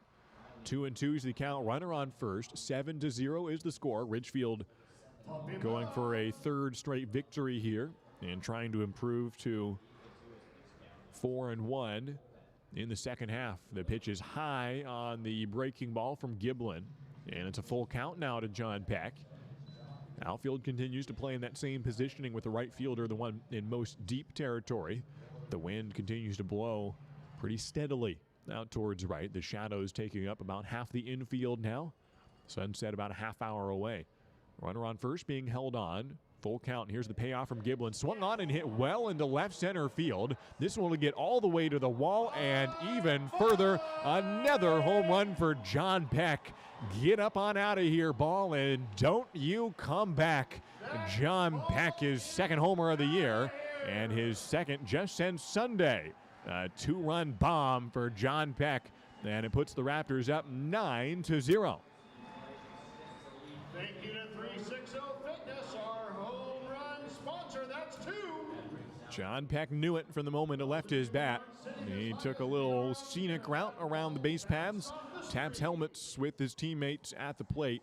A 2-run bomb that scores Reese Hernandez from first base, and John Peck had a 3-run home run on Sunday, a 2-run home run here today on Wednesday. His first 2 dingers of the year, both of them to left field, where Story Field does not play well to home runs to left field, nor does the Rourke, but he hits both of them to the hardest part to hit a home run.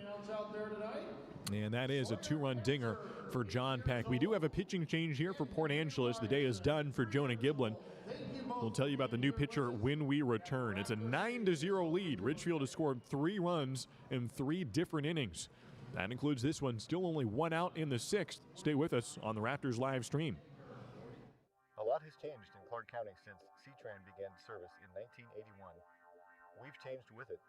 30 bus routes, 2 bus rapid transit projects, and millions of rides later, C-Tran has grown into an award-winning transit system serving Clark County, including the city limits of Ridgefield. Please join C-Tran in celebrating an amazing 40 years serving you, our community, with activities happening in 2021. Look for details at c-tran.com, and thank you for 40 great years. Ridgefield Main Street thanks you for supporting the Raptors and downtown, the heart of Ridgefield. Spend the moolah you win at the game at downtown shops and restaurants. Upcoming events include Main Street Day, C-Tran Shuttle Downtown Tailgate, and the Friday Night Flicks Outdoor Film Series. We are a non-profit organization dedicated to preserving the cultural heritage of downtown Ridgefield while advocating for its future. More information at ridgefieldmainstreet.com and find us on Facebook at Ridgefield Main Street. We'll see you downtown. And go Raptors!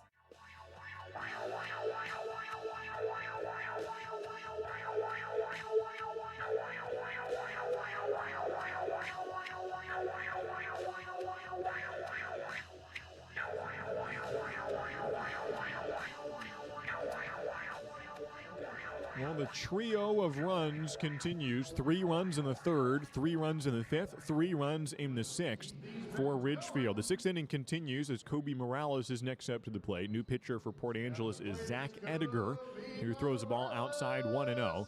A 2-run home run by John Peck forced Jonah Giblin out of the game. Now a called strike on Morales. It's 1-1. 1 out in the sixth inning.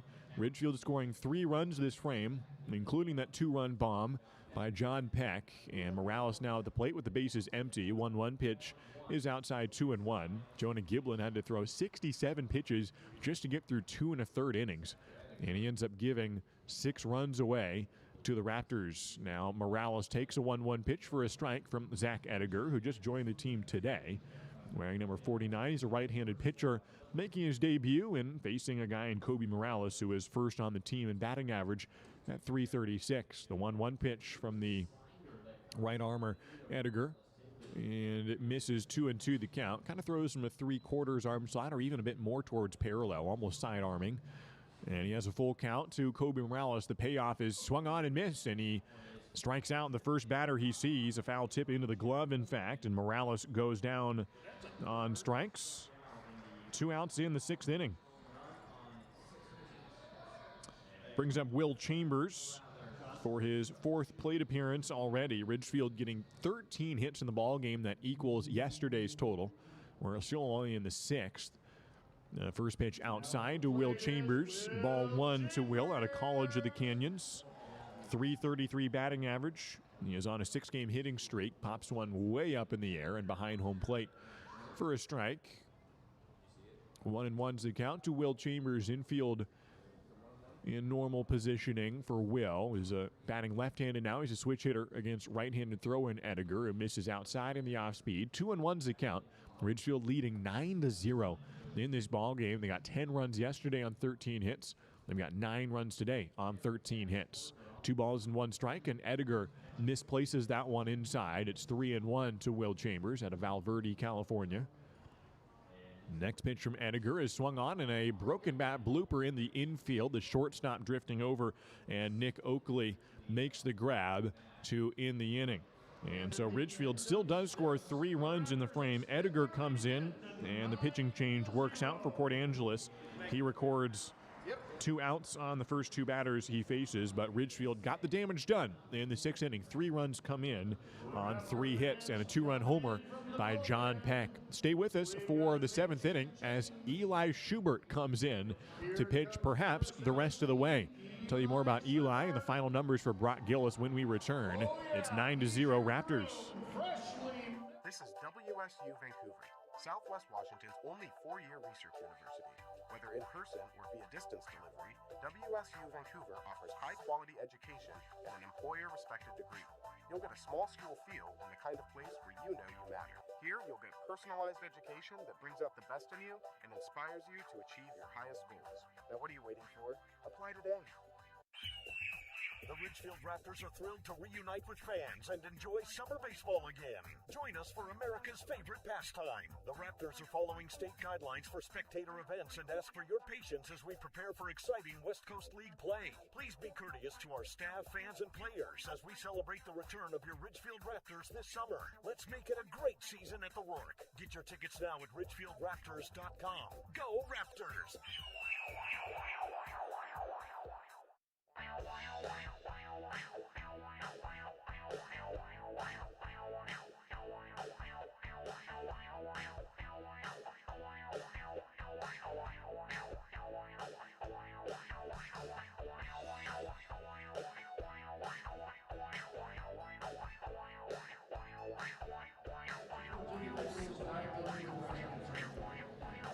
Well, he's been married for 3 hours and 15 minutes, and now he's pitching in a collegiate summer league game. Eli Schubert comes in the 7th inning as the Ridgefield Raptors have a 9-0 lead over the Port Angeles Lefties, top of the 7th inning, and Eli Schubert into the ball game. Had a wedding ceremony before this contest right here on the field.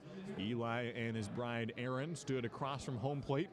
Eli in the right-handed batter's box, Erin in the left-handed one. I had the honor of marrying them from the umpire spot. And it was a fun day both for baseball and for Eli Schubert, who's been a part of this Ridgefield Raptors roster since the inception of the franchise. Played in this Raptors team in 2019, first year of Raptors baseball. And this will be his final game in a Raptors uniform this summer. Might not be his final game ever. Who knows? He might come back next summer.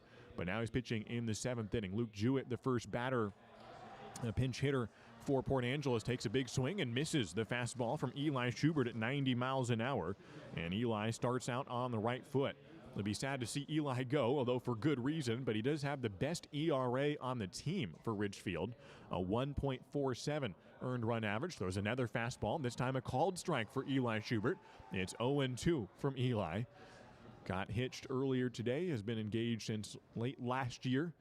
Met Aaron at Lower Columbia College, where they were both students in 2019. He now pitches for Lewis Clark State. A swing and a miss and a 3-pitch strikeout for Eli Schubert. And the wedding day continues to go well for Eli. The strikeout swinging, and he's got one out here in the 7th inning. I think the idea might be for him to go the rest of the way. After all, he's not going to be pitching again this season, so might as well throw him for as much as he wants to.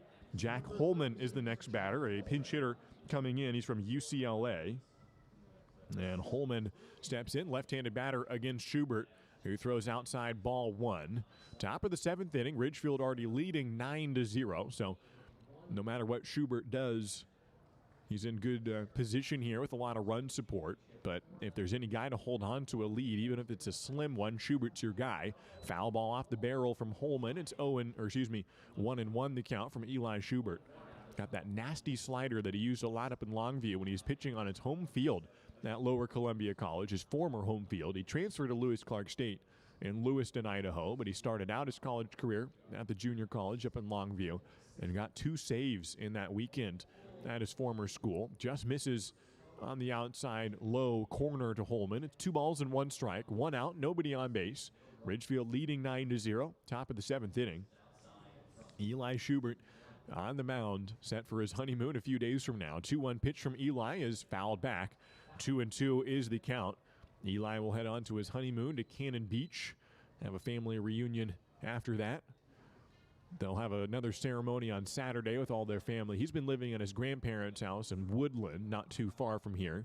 And they'll have the ceremony there at his grandparents' house on Saturday. So he's got some stuff to finish up for that wedding between now and then. 2-2 pitches inside, and it hits Holman near the knee. And Holman is in a little bit of pain here and goes down to the ground.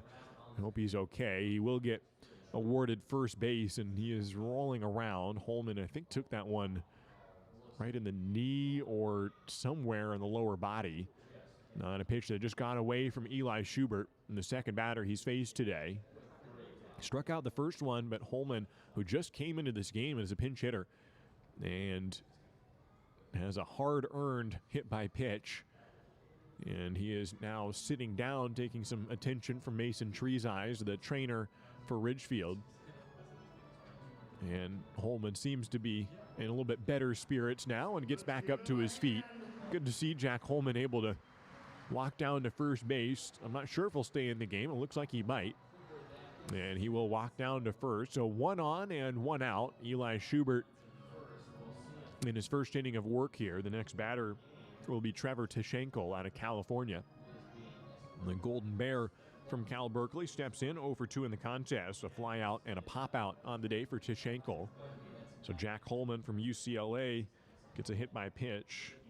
So Brock Gillis, who had a fantastic start today, finishes out his line. He ended up going 6 innings, allowing just 2 hits, no walks, struck out 10, and no runs allowed for Brock Gillis in what is undoubtedly his best performance of the year. And Gillis gives way to Eli Schubert, who will have 3 innings if he wants to go the rest of the way. We're in the top of the 7th, Ridgefield ahead 9-0. Next pitch is hit foul down the left field line and gets just out of the premises into the grass beyond the retaining wall towards the flagpole in left field. Trevor Tishenko behind 0-1. Runner on first is Jack Holman, who seems to be running fine as he jogs back to first base after that foul ball. Infield and double play depth, 1 out, 1 on. Top of the 7th, Eli out of the stretch and a line drive towards second base. It's caught by Norton. Bradley snaring that one, running to his right, and he's able to get in front of that one and catch a screaming line drive off the bat of Tishenko. Nice read from Bradley Norton to snag that one opposite his glove side, reaches out and pulls it in for out number 2. So the runner returns to first base. Bryce Matthews, the next batter. The right fielder today from Washington State had a double in his last at-bat, was stranded at third base. Eli going primarily to the fastball now. Misses that one below the knees. 1-0 is the count. Runner on first. 2 outs in the inning. Top of the 7th. Ridgefield leading 9-0 in this contest. Schubert from the stretch and throws an off-speed at 82 miles an hour and a swung on strike. He's been working on the changeup this summer. Primary off-speed is the slider. He works out of the stretch with his lead foot slightly ahead of his back foot. So you'll see he comes set, and his heel of his right foot is even with his toe of his heel of his left foot is even with the toe of his right foot, the one on the slab. He misses on that one. It's 2 balls and 1 strike. He didn't have that sort of stance when he pitched for Ridgefield back in 2019 coming into the season, but he changed it partway through that summer. 2-1 pitches, hit back up the middle, fielded by John Peck, underhanded the short way to Norton, and he records the force out at second base to end the inning. Eli Schubert gives up just 1 base runner on a hit by pitch, and he gets a ground out to end the frame. No hits, 1 left on, and no runs in. The Raptors maintain the 9-0 lead. Just to finish out that story, so Eli had his stance set where the lead foot was even with his back foot, and he tended to kind of yank balls outside. He'd open up too much, and his chest would come towards home plate rather than keeping his shoulders square. And it was Rob Paramo, the pitching coach at the time, who made the adjustment and suggested, well, why not just move your foot towards third base? And so that helped him kind of end up more straight towards home plate, and he is able to locate a lot more and has the best ERA on the team. Pitches a scoreless 7th inning, and the most recent husband in the state of Washington has started out this relief appearance well. We head to the bottom of the 7th inning. It's time to stretch. A 9-0 lead for the Ridgefield Raptors into the bottom of the 7th. At Clark Public Utilities, we know you depend on electricity every day. And even though our offices remain closed, we're available 24 hours a day, 7 days a week, by phone, online, and email. The past year has brought changes to many in our community, with lost jobs or reduced working hours, disrupted childcare, and the challenge of teaching the kids. If you've been financially impacted by the pandemic and can't pay your utility bill, call us or send an email right away. Eligibility for payment assistance has been expanded, so more households may qualify. Through it all, we're always here to provide you with safe and reliable service, and we're ready to help. Clark Public Utilities, ranked highest in customer satisfaction among residential mid-sized utilities in the West by J.D. Power, 13 years in a row. For J.D. Power 2020 award information, visit jdpower.com/awards. Clark Public Utilities, we're always here. Welcome back to Ridgefield as Dominic Enbody comes in as a pinch hitter and takes a strike here to open up this bottom of the 7th inning. Thanks for joining us as the Ridgefield Raptors leading 9-0 in this ball game. Zach Ediger back to the mound for the Port Angeles Lefties, and Dominic Enbody, the new batter, coming in as a pinch hitter for Ridgefield, replacing Grant Heiser. So one catcher coming in for another. 0-2 is the count to Dominic, and he grounds one back to the pitcher. It bounces off the glove of Ediger. It bounces towards the first base side, so he's able to run towards the bag, scoop it up, and underhand to first for the out. A 1-3 ground out to open up the bottom of the 7th inning. And Dominic is retired. We continue in the bottom of the 7th with Micah McDowell would be the next batter. It's Brady Casper now, as McDowell was replaced in the 5th inning. Casper came in as a pinch hitter and got a single. And so Brady trying to go 2 for 2 on the day. He's at the plate facing Zach Ediger for the first time, right-handed pitcher against left-handed batter. And Casper takes outside, ball 1 from Ediger. 1 out in the inning, nobody on. Bottom of the 7th inning, Ridgefield leading 9-0 after Eli Schubert throws a scoreless 7th inning. Ediger to the plate and a ground ball wide of first base for a foul.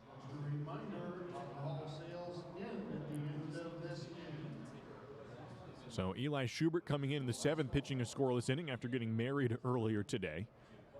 And he'll probably stay in next inning as well. The pitch runs outside 2-2 is the count to Brady Casper.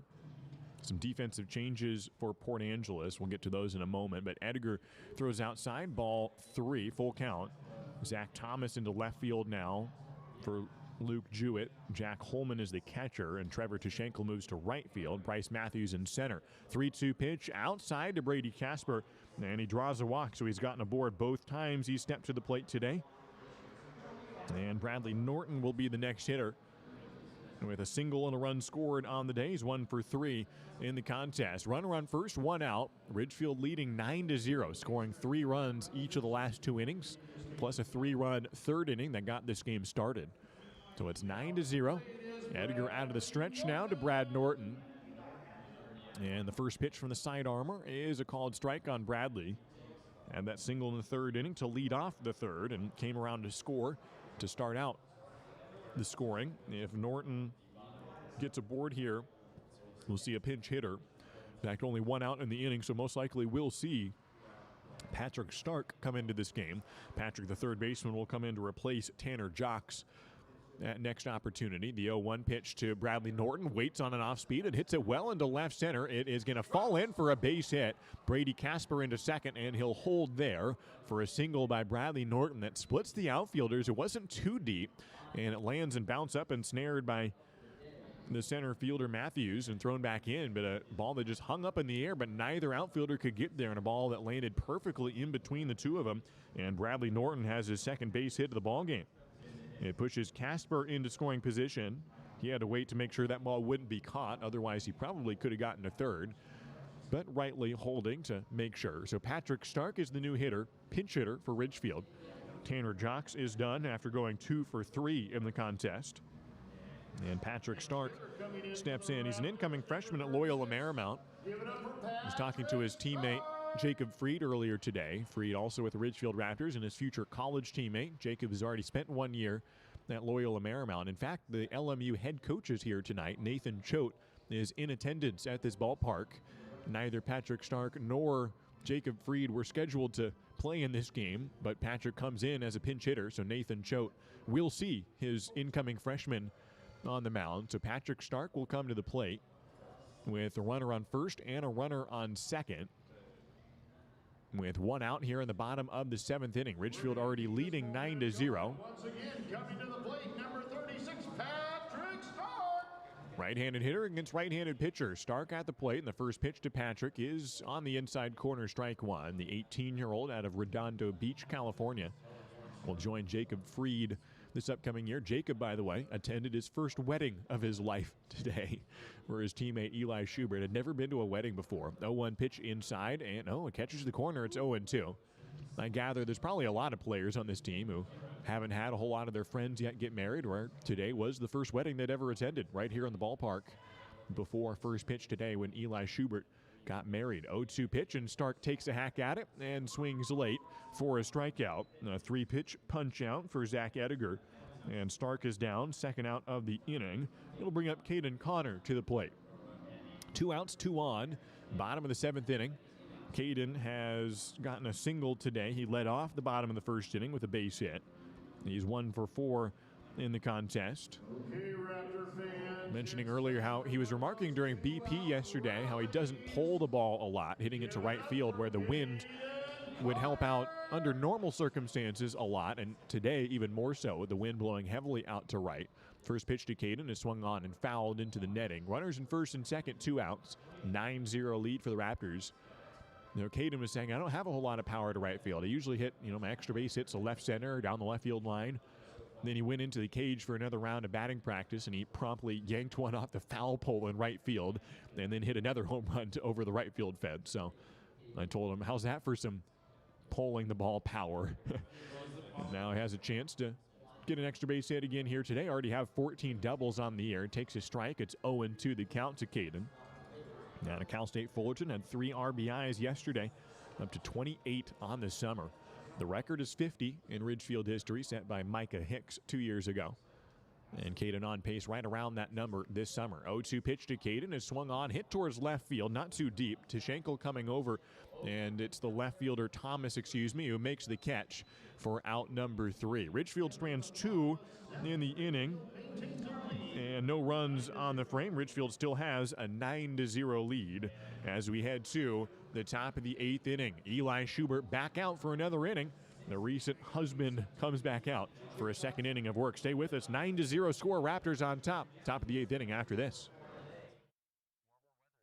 And what better way to enjoy a summer day than with a trip to the ballpark to watch exciting Ridgefield Raptors baseball?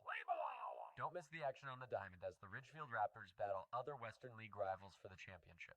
This safe outdoor event is a perfect outing for you and your friends. Peace Health is a proud sponsor of the Ridgefield Raptors with a team of medical experts on deck to provide your family the care you need.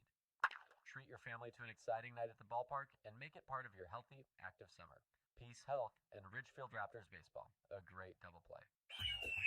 The Ridgefield Raptors are thrilled to reunite with fans and enjoy summer baseball again. Join us for America's favorite pastime. The Raptors are following state guidelines for spectator events and ask for your patience as we prepare for exciting West Coast League play. Please be courteous to our staff, fans, and players as we celebrate the return of your Ridgefield Raptors this summer. Let's make it a great season at the Rourke. Get your tickets now at ridgefieldraptors.com. Go Raptors!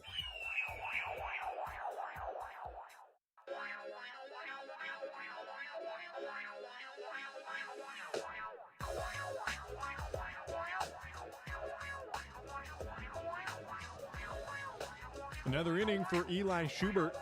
Pitch a scoreless 7th inning. And I think the rest of the game is his to control.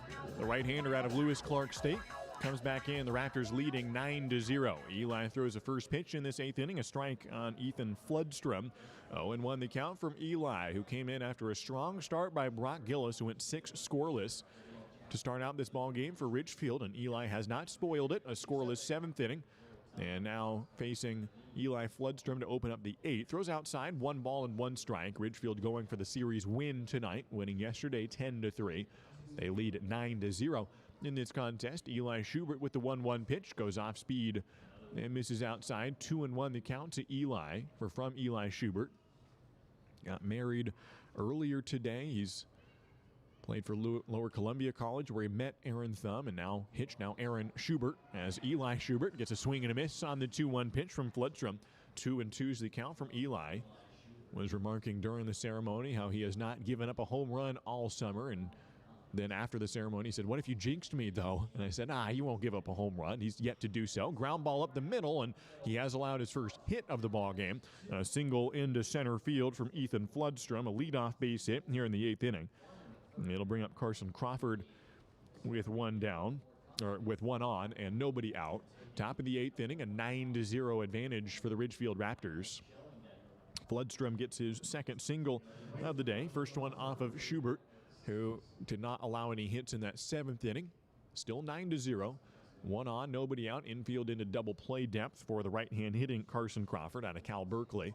First pitch is a bit high. Ball 1 from Eli Schubert, who is an inaugural member of the Raptors in 2019. He said if he's pitching in the West Coast League next summer, he wants it to be here with the Raptors. 1-0 pitch in there for a strike. It's 1-1 from Eli. Runner on first. Nobody out. Top of the 8th inning.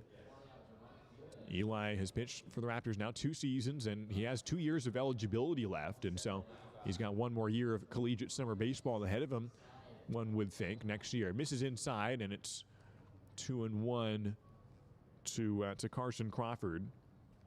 Runner on first, nobody out. Eli is pitching for Lewis Clark State as his current college. The slider bends in for a strike. It's 2-2 from Eli Schubert. Wearing the black jerseys. That was his request. The pitcher who gets his way on his wedding day and wears the formal black uniforms with the white pants and black caps. First time they've worn that combination this year. 2-2 pitch, a slider that catches the inside corner. A strikeout looking for Eli Schubert. His second punch out of the ball game. Strikeout number 12 on the game for Ridgefield pitchers. Strikeout number 12. And Eli now with 1 out in this 8th inning. He is pitching well, and getting married does not seem to faze him. After all, it's his last appearance of the summer for Ridgefield. Why not make the most of it?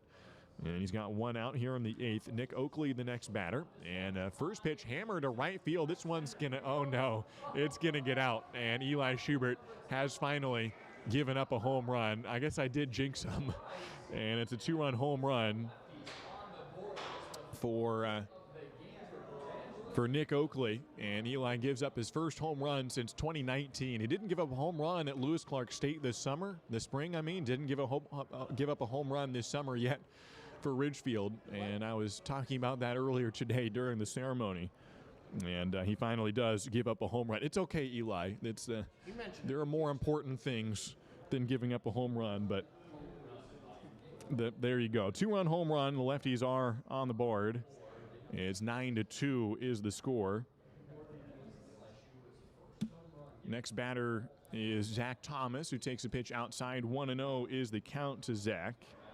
Still one out in the inning, 2 runs in, 9-2 is the score. The nice thing is the sizable lead gives Eli some leeway to keep on pitching, and he could still complete this game for sure. 1-0 is the count to Zach Thomas, righty on righty, and the fastball is a strike. 1-1's the count from Eli Schubert. I was honored to officiate the ceremony, and using that analogy of Aaron being his home run of sorts, hitting a home run by finding Aaron and getting married to her. The 1-1 pitch hit into center field. Going back is Reese Hernandez, and the center fielder gets under it and makes the catch for out number 2 here in the 8th inning. Nobody on base. 9-2 is the score. Javi Espinoza, the next batter. So my advice to him was, you've hit a home run by getting married to Aaron, and similar to how you don't give up home runs in the mound, don't give up your home run with Aaron, and he gives up a home run later tonight. But here's the thing, marriage is all about making mistakes and coming back and fixing them or doing better. You're going to make some mistakes, so, the analogy still fits. That's my idea. Throws a strike in the outside corner. It's 0-1. 2 outs in the inning, bases are empty here, and Schubert ahead 0-1 to Espinoza, who's 0-3 in the contest.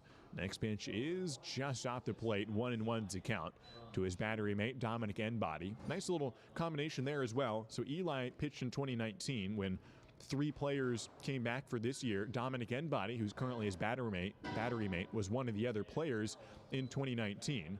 The 1-1 pitch is fouled back. 1 ball, 2 strikes, 2 outs, nobody on. So Schubert gets to throw his final outing in this summer to a guy he's known for a couple of years now and was his teammate back in 2019. So Dominic Enbody behind the dish, Eli Schubert on the mound. The 1-2 pitch from Eli is high, ball 2. He's already struck out 2 batters in this appearance. Ridgefield striking out 12 in the ball game. 2 outs, nobody on base. 9-2 is the score. Ridgefield on top. Schubert comes to the plate with the 2-2 pitch, poked and fouled by Espinoza out of St. Mary's, and he stays alive 2-2. Eli headed to his honeymoon at Cannon Beach in Oregon, and another lake that they're going to visit, go camping a little bit, and then finish out that honeymoon, come back from a family reunion, and then he'll report to LSC State on August 15th. 2-2 pitch is just down. 3-2 is the count from Eli. Full count, 2 outs, top of the 8th inning. Espinoza, the left-handed batter. At the plate was Schubert, the payoff with 2 outs, swung on and hit high in the air, not too deep, shallow left field. John Peck calling for it, the shortstop backpedaling and makes the catch to end the inning. Eli Schubert does give up 2 runs, but limits the damage, gets 2 outs right after that to end the frame, and it's still a big lead for Ridgefield. It's the Raptors 9 and the Port Angeles Lefties 2. We head to the bottom of the 8th inning after this. Baseball is back, and Peace Health is excited to once again sponsor the Ridgefield Raptors as they vie for the West Coast League title. Raptors games make a great family outing. Bring the whole crew to the ballpark to enjoy a safe, fun outdoor event featuring the thrills of Raptors baseball. As the largest health provider in Clark County, Peace Health is ready to step up to the plate and keep your family in the game, whether it's a routine appointment or specialty emergency care. Peace Health and the Ridgefield Raptors, 2 great teams. The Ridgefield Raptors are back, where the entire family can watch top-level college baseball players live at the Rourke. Now, kids 12 and under get in free with a paid adult for all Sunday afternoon Raptors games. Enjoy local Southwest Washington baseball with the whole family this summer. Sunday games are at 105 and are presented by Peace Health and the Columbian. Come cheer on your Ridgefield Raptors all season long. Get your tickets now at RidgefieldRaptors.com. Go Raptors!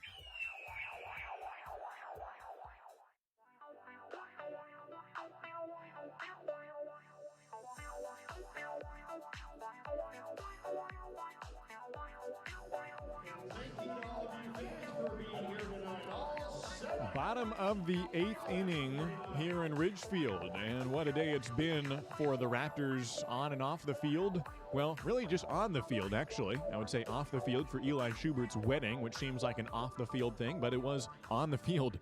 First pitch at the bottom of the 8th inning to Reese Hernandez is a ball from Zach Ediger. 9-2 is the score. Ridgefield leading on a nice day on the field in terms of the ball game itself, and a nice day on the field in terms of the wedding before today's ball game as Eli Schubert tied the knot at about 6:15 p.m. today. Hernandez grounds the ball towards second base. A diving stab by Espinoza. He gets back to his feet and makes the throw to first.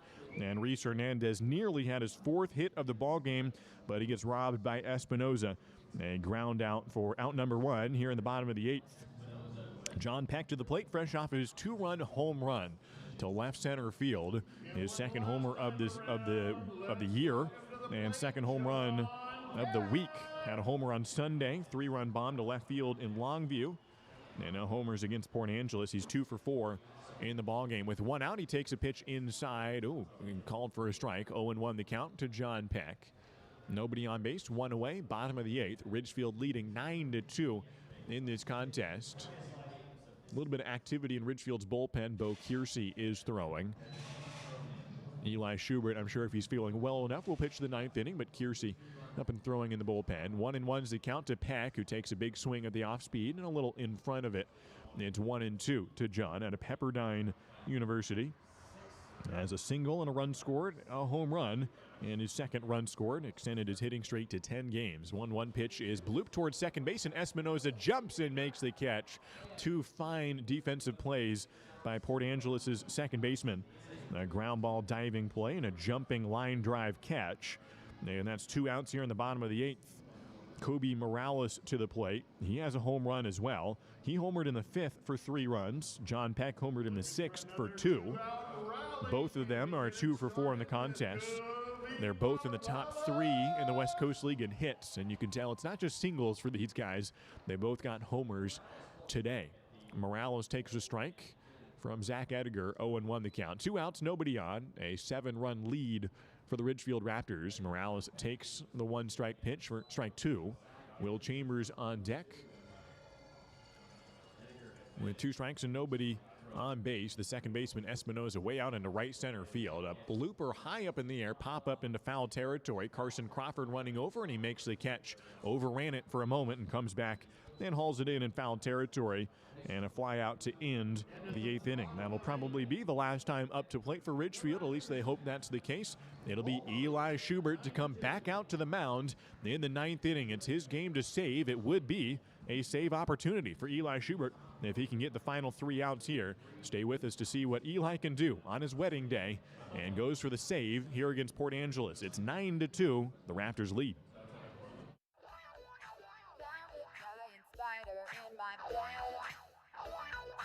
Stepped outside and a hornet stung my head. Got ants around my seat, and I am starting to feel. The experts that I know are gonna make me pest-free. Now the Royal Pest Control, killing your bugs and rodents, baby. The Royal Pest Control. Call today, get a quote for free. Hey baseball fans, after the game visit A&A, the area's premier gaming, dining, entertainment, and meeting destination. A&A is a proud supporter of the Ridgefield Raptors and the perfect place to meet up with friends after a Raptors win for dinner, drinks, and great times. Keep the fun and excitement going after the 9th inning and grab beers at Tom's Urban, or enjoy a perfectly cooked porterhouse at Michael Jordan's Steakhouse. With 100,000 square feet of gaming space, 15 different restaurants, bars, and retail outlets to choose from, A&A has just what you need to turn your night at the ballgame into a night you won't forget. A&A, just off I-5 at exit 16, ILANIresort.com.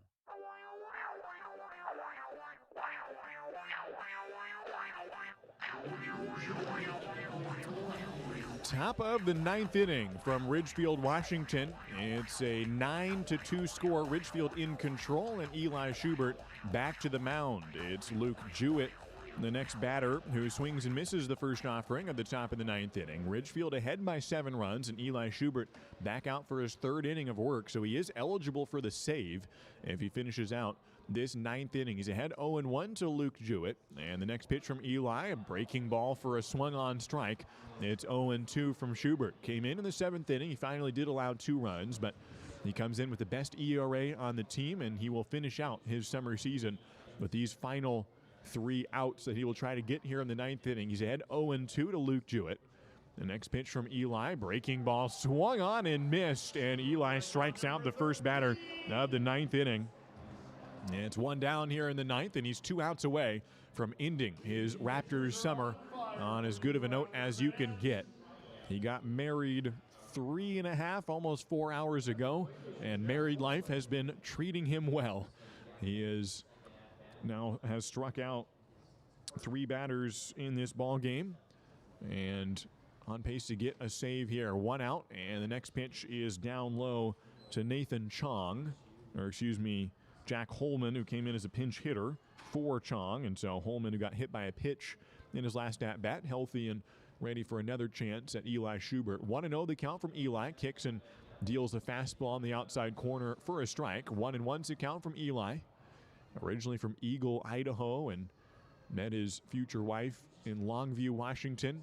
They went and transferred to Lewis Clark State and will spend the rest of their life together, starting out in Idaho, where they'll be finishing out their college careers. 1-1 pitch, a chopper to the right side. Morales coming in. The first baseman underhands back to Eli Schubert, and Eli makes the put out for out number 2. He can do it all. He can strike him out. He can field his position. He gets the put out there from Morales.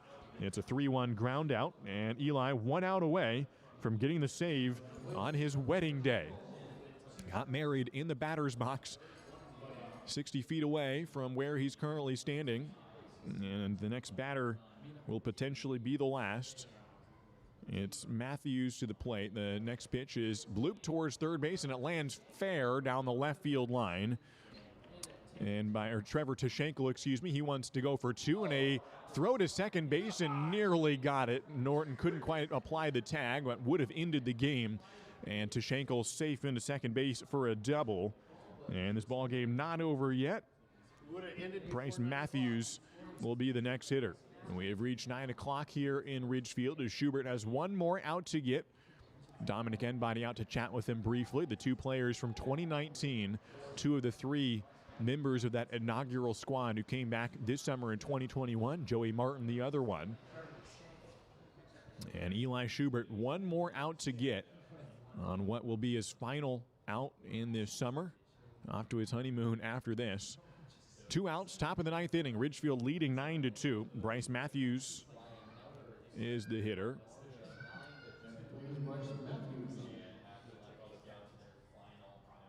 With a runner on second and 2 outs, Eli Schubert from the stretch comes set and looks back at second, kicks, and a fly ball on the left field side. Going back as the third baseman Stark into foul territory, makes the catch. The ball game is over. Eli Schubert takes off his cap and points it towards the crowd. He has done well. Oh, he has done well. Eli Schubert, a historic day. The first Raptors player to get married on the field. Maybe he'll be the only one. And what a day it's been for Eli Schubert. He goes 3 innings. He collects the save, his 3rd of this season, and his 3rd just in the last 5 games. And he finishes out his summer of 2021 with a 3-inning performance, and Ridgefield wins it. Final score, the Raptors 9 and the Port Angeles Lefties 2. Stay tuned for a post-game interview as well here from Ridgefield. I believe Brock Gillis will sprint up here and chat with us in a couple of minutes, or whoever may come up if we do get a chance to talk with a Ridgefield player. Ridgefield winning at 3 runs in the 3rd inning, 3 in the 5th, 3 more in the 6th, and they take the 9-2 victory tonight over the Port Angeles Lefties. Eli Schubert saves the game as the Raptors win the series He puts the ball in his back pocket. Might as well memorialize that one and keep it for a long time. 9-2 the final as Ridgefield wins both of the first 2 games in easy fashion, winning yesterday 10-3 and another 7-run victory here today. 9-2 the final score. Give you the quick numbers here before hopefully a post-game interview. Caden Connor had a base hit. Went 1 for 5 in the ball game. Reese Hernandez 3 for 5 on the day, a double, 3-run score, 2 RBIs. John Peck went 2 for 5 with 2 runs scored and 2 runs batted in. Kobe Morales 2 for 5, a home run. Both he and John Peck homered today. Will Chambers had a base hit as well. Dominic Enbody came in late and caught the final couple innings there of Eli Schubert. Brady Casper came in, had a pinch hit single. Brad Norton went 2 for 4 on the day with a run scored. Patrick Stark came in and caught the final out today. And Tanner Jocks also went 2 for 3 with 2 runs scored. How about the day for Brock Gillis? Went 6 innings. Ridgefield only needed 2 pitchers today, so the bullpen is fresh. Gillis had his best start of the summer. Went 6 innings, allowed just 2 hits, no runs, no walks, 10 strikeouts for Brock Gillis. He played fantastic today. Eli Schubert saved him. 3 innings of work for Eli. He gives up 3 hits, 2 runs, both earned, no walks, 3 strikeouts for Eli. And that'll do it for his summer of 2021. As he's off to his honeymoon after this, he'll have his ceremony at his grandparents' house on Saturday and then head off to Cannon Beach next week for his honeymoon with Aaron. It was a fun day getting to be next to them at their wedding and honored to officiate for them. Eli is such a great kid, and he'll do great things going on in whatever he does. And it was fun to see him both tie the knot and then tie the ball game up with the final out of the ball game. Ridgefield wins it 9-2. You can join us tomorrow at 6:35 for the first pitch for the series finale. Ridgefield goes for the sweep this week against Port Angeles.